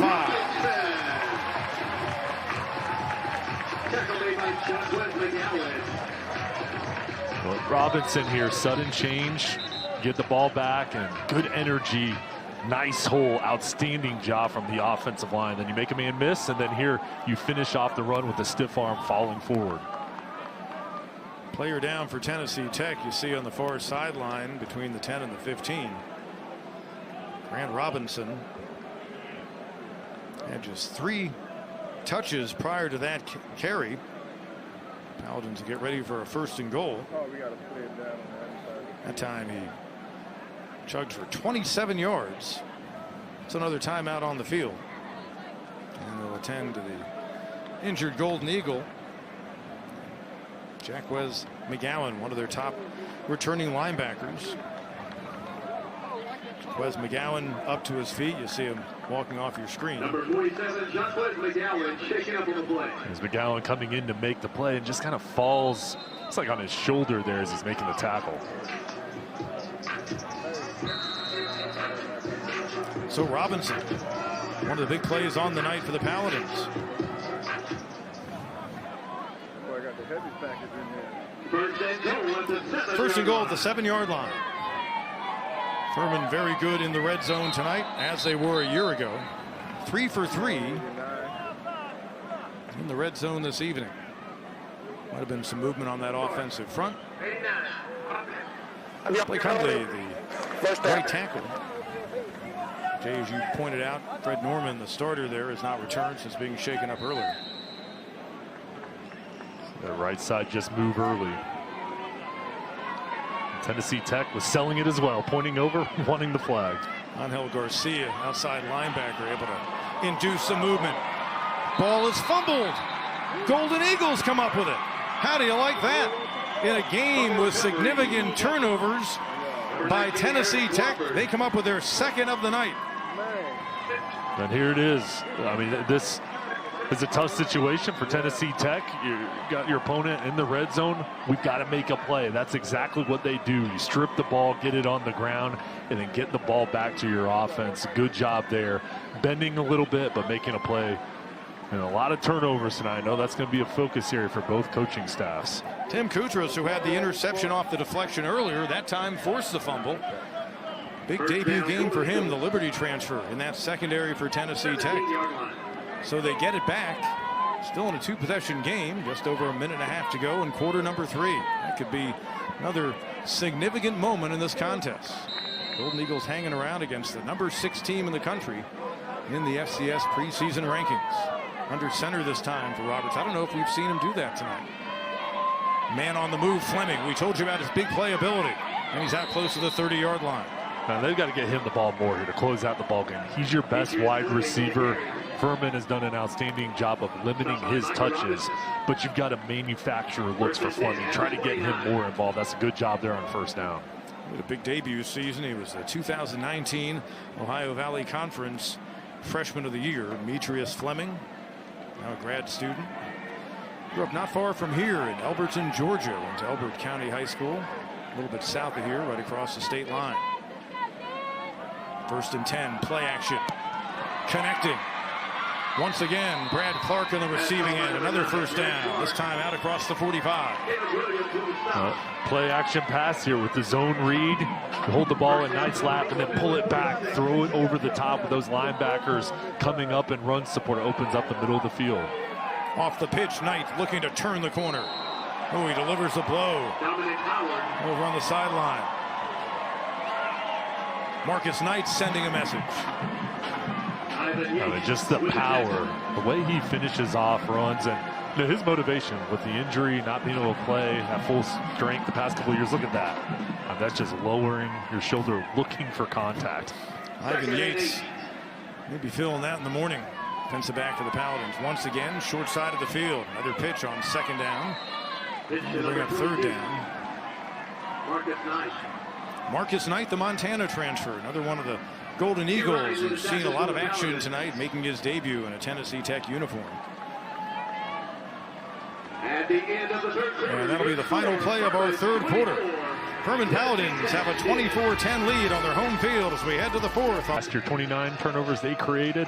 This year, already, game 1 through 3 quarters, 4 turnovers. Travis Blackshear here to start the ball game with a pick 6.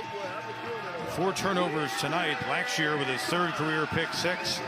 There have been fumbles recovered, 2 of them, and 2 interceptions. This one falling down by Xavier Stevens, but Tennessee Tech begins this fourth quarter looking at a 3rd down and 5, trying to extend this drive, get back in this game. Another fumble, and Roberts able to fall on it.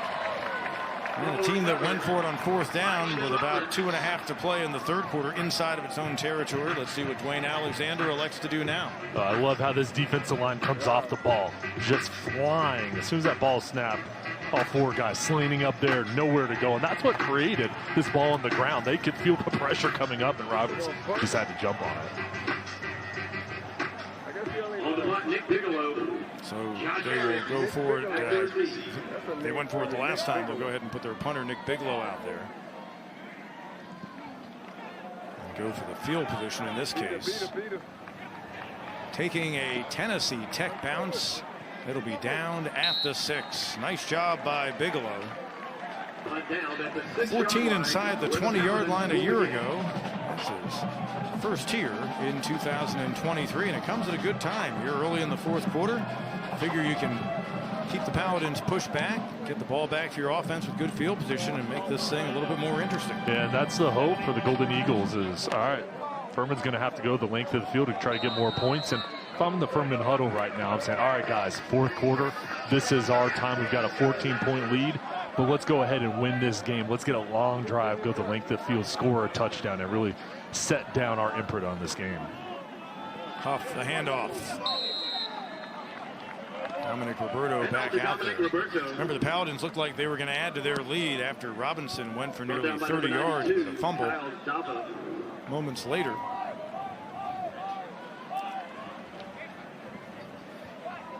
Kyle Dava on the stop for Tennessee Tech, a guy that his head coach says is a pro prospect in the CFL. He is a native of Ontario, and he is considered a top 20 Canadian Football League prospect for their upcoming draft. Hoping to have a big final season. Grew up not far from Toronto. Passing, 12th completion of the night in 22 attempts for Tyler Huff. And Huff is such a skilled passer. Initially scanning the field over towards the left, reading the defense, it's not there, come back to the middle of the field, your safety valve and your tight end, Parks Gissinger, just setting up over the center. Good job reading it, and then just getting the ball forward there. And now 3rd and 3, manageable situation on 3rd down. First catch of the night for the Furman graduate transfer from Michigan State. Tight end for the Paladins. Huff on 3rd down. Roberto on the move in the flat. Out across the 20 for the first down. Well, Furman's been really good tonight at getting your playmakers the ball in open areas with the play designed to get Roberto the ball out in the alley. Watch here as he slips to the outside, and now it's just a foot race. You have confidence in your back that he'll be able to pick it up. McGowan back on the field for Tennessee Tech, able to make that stop. Huff. Good reaction on the short side of the field by the Golden Eagles. Tyler Huff with the keeper. Looked like Kutras over there to force him out. Pushed out of bounds by And that's tough on the short side of the field. Defensive line got enough pressure. No room to operate for Huff. 2nd and 9. Tyler Huff probably felt like he had to make more plays when he arrived here last year, because at his previous stop at Presbyterian, he kind of had to be the guy in that offense. But here at Furman, he can be one of many pieces. And now a penalty marker thrown. First look. Illegal procedure for his game number 1. 5-yard We'll penalty. see that all throughout Second out. college football over these first few weekends, especially this weekend. Well, and everybody says The most improvement you'll have is from week 1 to week 2. It really is true, though, because right now in game 1, both teams, a lot of correctable mistakes that they're going to go back and watch the film and say, hey, listen, we got to get better there, and they will.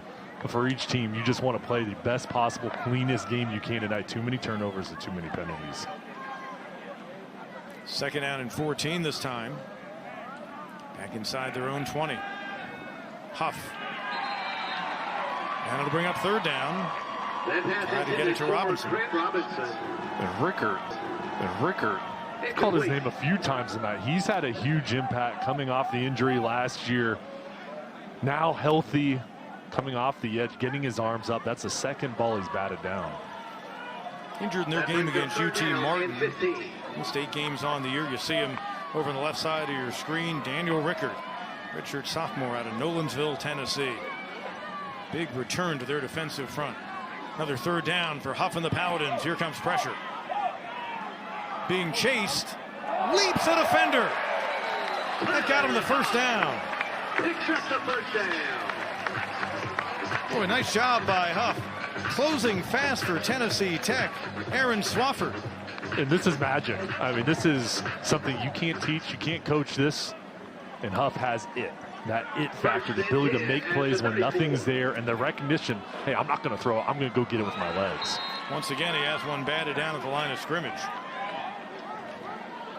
Might have been A.J. Crawford getting a hand on it at the defensive end. Pass coverage by Sharon Gilmore. 2nd and 10. So it'll bring up 2nd down and 10.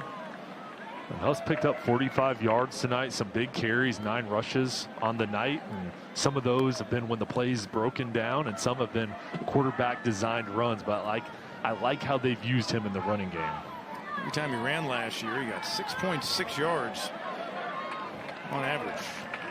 Pretty good running quarterback, and that's a pretty good guy to hand the ball off to. Dominic Roberto now with 15 carries on the night.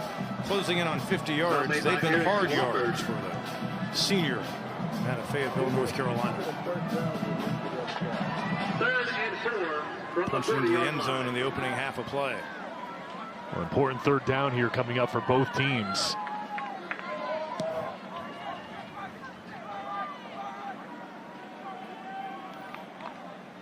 On the night, Furman 6 of 13.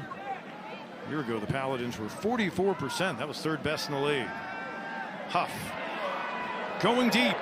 Ferguson reels it in.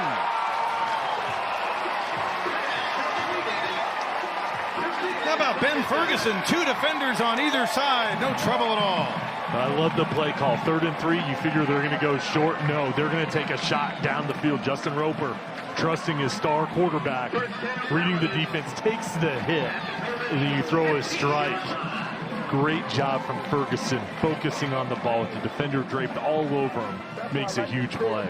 Jackson Price took him down, not before a gain of 45 yards. Spinning inside the 10 is Roberto. A year ago, the longest play for Ferguson was 21 yards. So suffice it to say, best play in his Furman career. Another Paladin down. One of their offensive linemen. Got the SoCon, another NCAA tourney winner. Jason Donnelly, the athletic director, joined us in the 3rd quarter talking about all the excitement around Furman athletics, with basketball a very big part of it, and an arena project coming up. Little shovel pass underneath. And that'll get him the 1st down inside the 5. Well, here it is. Quick pitch, blocking on the outside, and getting that push up front. And this has been the drive that Furman was looking for. Now you've got to capitalize, get it in the end zone, but you move the ball down the field. You're inside your own 10. Now you're inside of the 5. Now, can you get that touchdown? You used a lot of clock here to wind down this game. 2nd time they've run that play to freshman Colton Hinton. Oh boy, big time pop off the handoff. There's your guy, Daniel Rickert. Another big stop.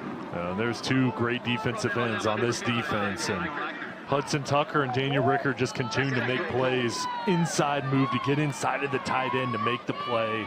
outstanding recognition and just football sense there. The ball's going inside. I'm not going to go outside the block. I'm going to cut inside to make the play.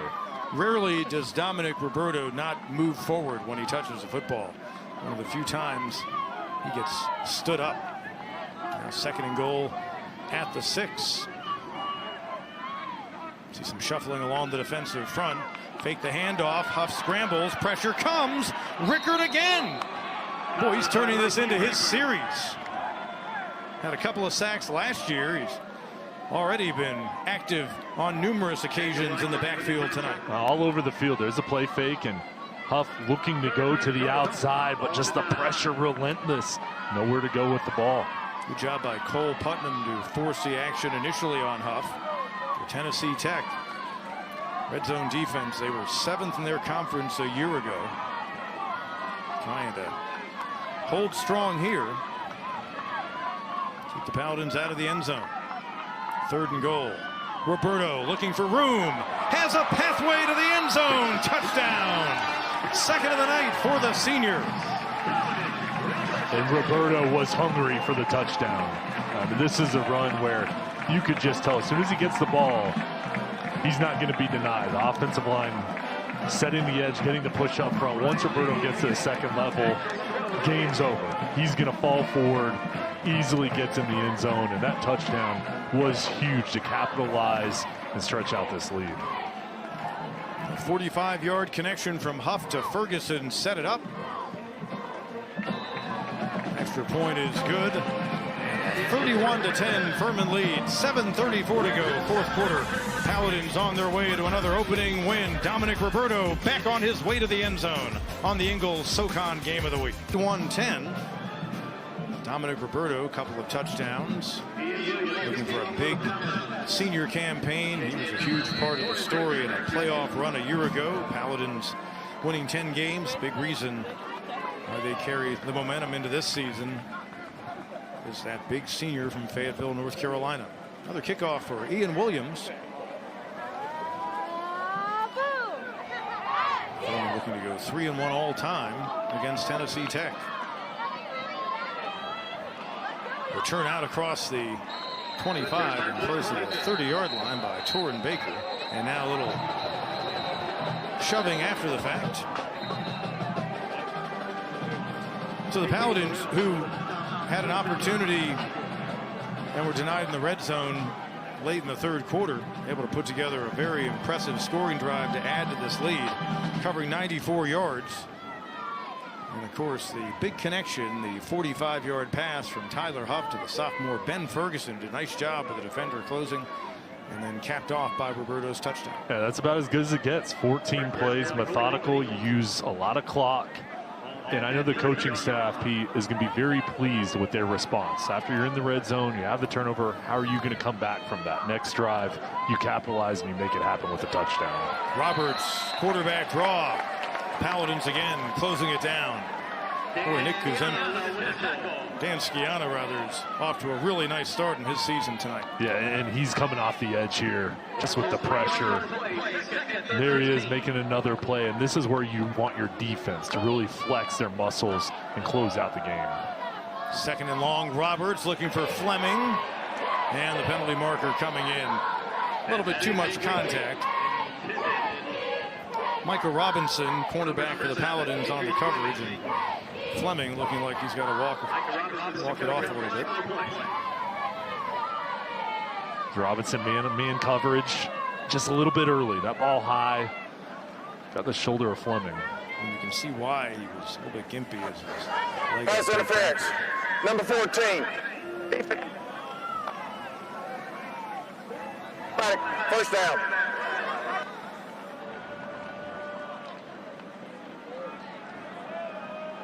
Paladins getting close to 10 penalties on the night.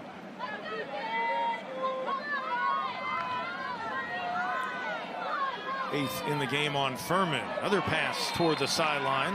Nice backpedaling catch. Once again, continuing to have a nice night, Brad Clark.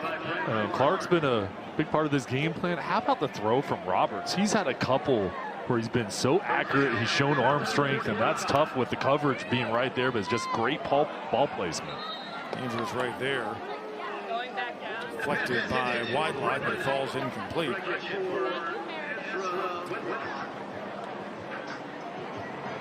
Clark and Pegues 5 catches apiece to lead Tennessee Tech.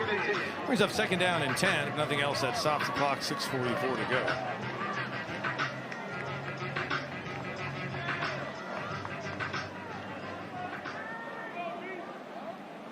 I think Tennessee Tech, despite what looks like is going to turn out to be an opening loss, they can take a lot out of this game. For one thing, it looks like they're going to have a much better defense than they had last season. And Roberts' first game as a collegian, as he drops the snap, and then one of his own men ends up pushing him back with markers thrown on the play. But I think Tennessee Tech can take plenty out of this game, and I'm sure what they want to do in terms of the quarterback situation. See what happens here. Just tough low snap. And just bodies everywhere. Looked like Nate Hodnett was being pushed back, and that's what led Roberts to get pushed back. So it'll be third down and long. Tennessee Tech just shy of the 50. You're right, Pete, though. There's a lot of things on film that are going to be mistakes that they can correct.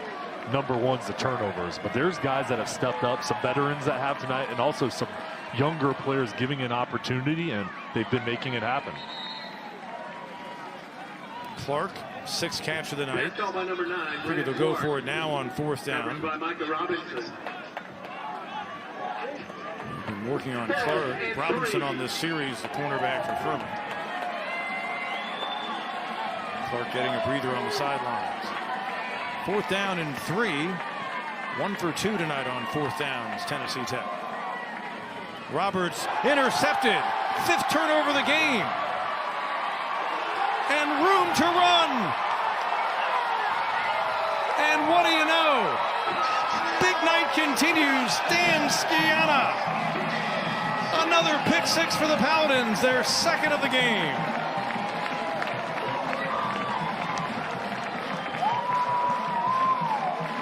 Skiana just sitting in coverage, reading the eyes of Roberts. Boom. Jumps in front of the wide receiver. Outstanding recognition. Look at the linebacker showing off his agility, taking it to the house. This defense is so strong at all 3 levels. D-line, linebacker, secondary. Everybody's made an impact tonight, and there's Skiana. Look at him there celebrating the final touches of the defense. Again, making another play, another turnover. 3 interceptions, 2 fumbles in the game collected by the Furman defense. And Skiana needing to step up with Bryce McCormick, who gave him good work at that position a year ago. And Skiana, not only his first pick 6, his first career interception in a Furman uniform for the redshirt senior out of Frankfort, Illinois. He's got something to write home about. Paladins rolling in the 4th quarter. To join us on the next Ingalls-SoCon game of the week, a week from Saturday, September 9th. It should be a shootout in Cullowhee, Samford and Western Carolina, 2:30. Check your listings. Back on many of these same stations, September 9th, 2:30 for Samford and Western on the Ingalls-SoCon game of the week. Well, our debut effort on the season saw a reasonably tight game through 3 quarters. Furman had a 21-10 lead at the half, added a field goal to build a 24-10 advantage, but pick 6 right there after a 94-yard scoring drive preceded it. The Paladins now comfortably ahead of Tennessee Tech. Well, here in the 4th quarter, it's been all Furman. And their defense just taking over, their offense on the ground, really churning up yards, and really the power up front in the trenches really showing off. And this is a veteran group for Furman, and a lot of positives they're going to see from this game on film, some things that they'll correct. But this is a good way to start off the season. Furman getting ready to go on the road for their next 2 games. Tough assignments at South Carolina on the 9th, and at Kennesaw State following weekend, where they come back here, take on the Mercer Bears in the SoCon opener. Game will have for you right where you're watching.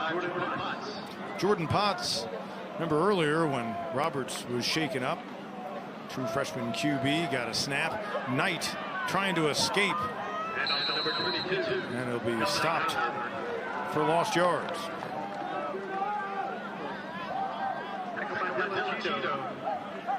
So Dan Skiana, huge night in the Paladins defense. Hugh Ryan, their all SoCon safety, has a dozen tackles. Really good showing by this Furman D. It was a significant part of their story last year.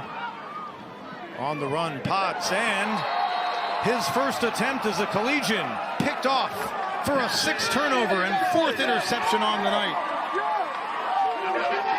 Jack Rhodes comes away with the interception.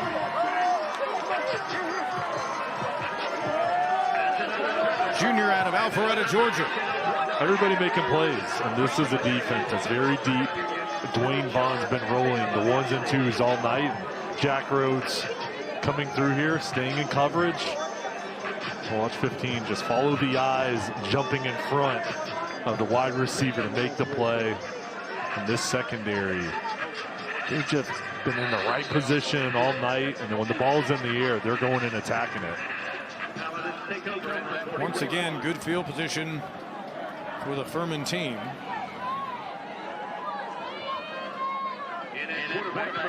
New quarterback for the Paladins, so they will begin to empty their bench. Carson Jones, redshirt freshman from Maryville, Tennessee.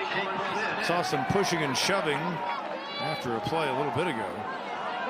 Paladins just going to try to keep it on the ground, run down this clock. And Swafford in on that stop. You saw him run off to Tennessee Tech. So Carson Jones getting an opportunity here. You've got a grad student in Tyler Huff ahead of him, so this could be his offense after this season. Important snaps for him here, and obviously he hopes several situations like it as the year goes on.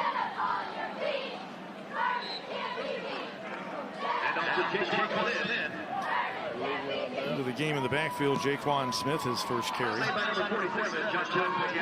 And you're right, every rep is so important for the second unit, for guys getting an opportunity. You want to put out good tape, and when the coaches go back and evaluate, it's all about trusting. And when you get an opportunity, when you get extended opportunities, you want to have the confidence of the coaching staff. 2nd down and 8. Play action and connecting. Ball is out. Looks like the Paladins fell on it. Catch was made by Baylor Hughes. And among others, A.J. Crawford continuing on with the play. Trying to see who fell on it for the Paladins. And it was Hinton. Been busy tonight. Freshman. Let's see what the penalty marker is all about.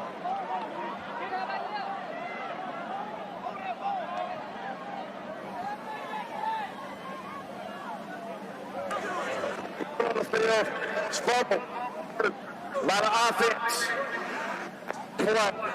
Unsportsmanlike conduct. Number 11. Not sure if he said A.J. Crawford or if he said Oka Emanwari. I believe it was Crawford who you saw continuing after the action. So ball jarred loose by Cole Putnam. See if we can see what led to the penalty.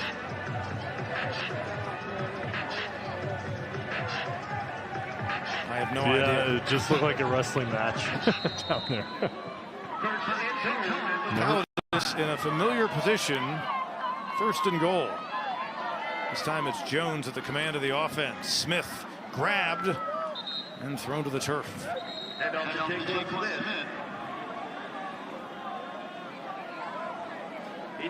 Surge in that defensive front. Ethan McLaurin, redshirt freshman for Tennessee Tech, got in.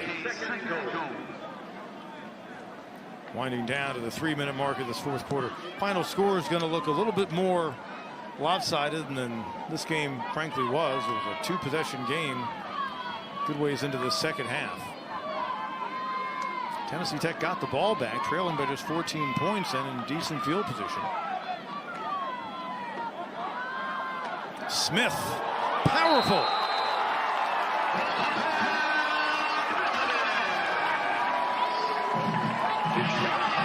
Jaquan Smith, redshirt freshman out of Brazelton, Georgia, into the end zone. Paladins go past the 40-point mark. It's all about how you finish off a ball game, and Furman finishing it off the right way. Look at the power here. Get an opportunity, make the most of it, get in the end zone and celebrate with your teammates. That's a good way to finish off the drive. A lot of guys going to show up well on the game film.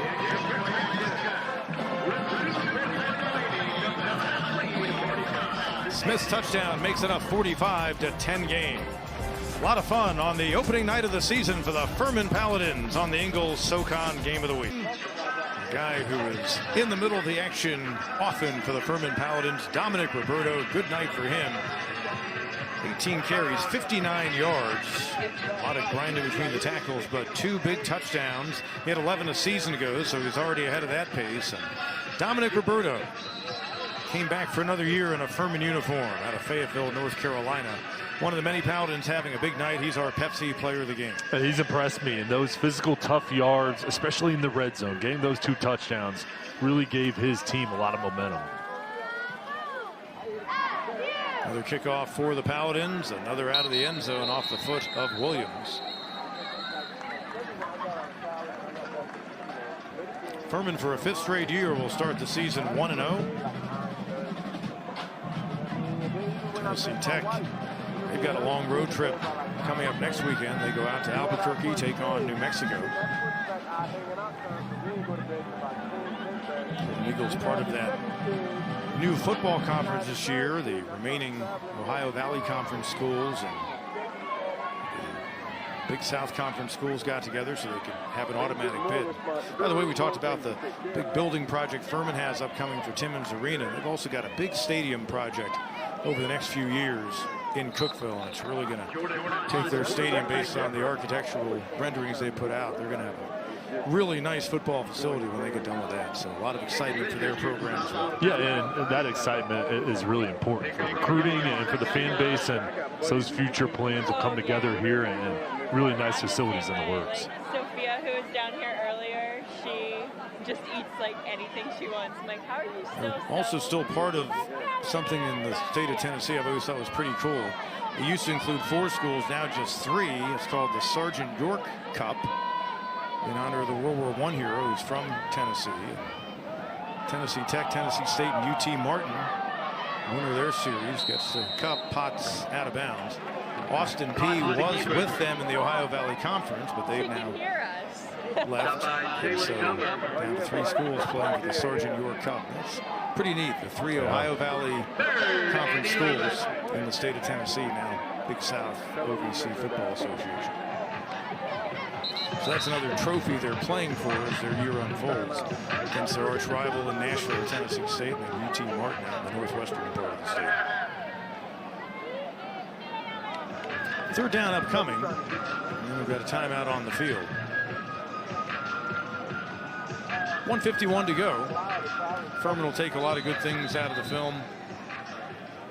Jason Donnelly, their athletic director, a self-admitted basketball guy, but he made a good point. Maybe some nerves in the early going for the Paladins, but frankly, not an opportunity for their offense, as the pick 6 by Blackshear put Furman ahead, and then it seemed like forever before Furman's offense ever got on the field. But you see Tyler Huff has complete control of things. Important that he had a spring under his belt in this program this year. That wasn't the case going into 22.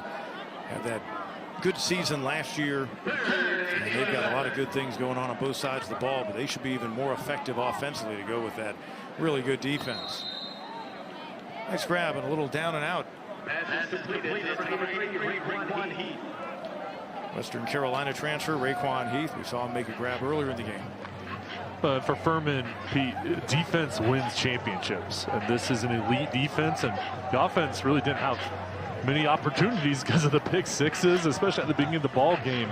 But once this game got going, especially in the 4th quarter, you could see the power of this offense with the offensive line, all that leadership up front, take over the running game, of course. And then Huff had some big passes through the air. Really, that connection with his wide receiver group, you could see it. Paladins coming hard after the Bigelow punt. Joshua Harris, fair catch. And again, he stays out there because why not get him some more live reps in for sure punt return and they weren't going to have him return. They were going to have him fair catch it, but the more real-life action that you can have at this time of the year with no preseason games, the better. It's very important, and there's nothing like game experience. I mean, practice is very important, but once you're in front of fans, under the lights, or during the day with competition, another team in front of you, it all changes. One of the games where the Paladins are wearing those retro silver helmets, something Furman teams did back in the 70s for about 4 or 5 seasons, and they're wearing them on select games, the silver headgear. Another opportunity out of the backfield for a Paladin, this time Myron Ricks.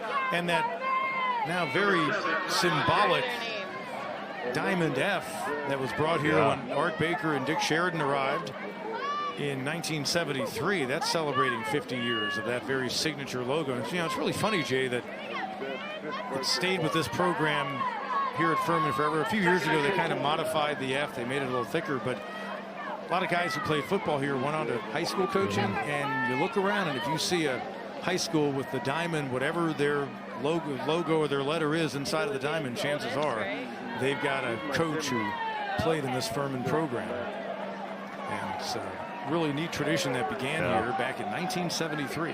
Excellent tradition, and something this program is so proud of. And you look at these uniforms now. I mean, for these players, I mean, what an opportunity to play in front of a great fan base, being on one of the top teams in the country, and then you have the support from the administration, and you get great uniforms as well. That Dims After Dark look tonight. Jones will hand it off this time. Ricks has an opening.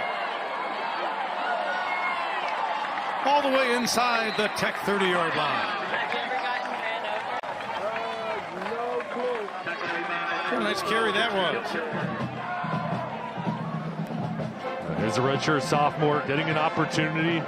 Just takes off. I love how physical Ricks is with the stiff arm, pushing off the defender and getting about 15 extra yards.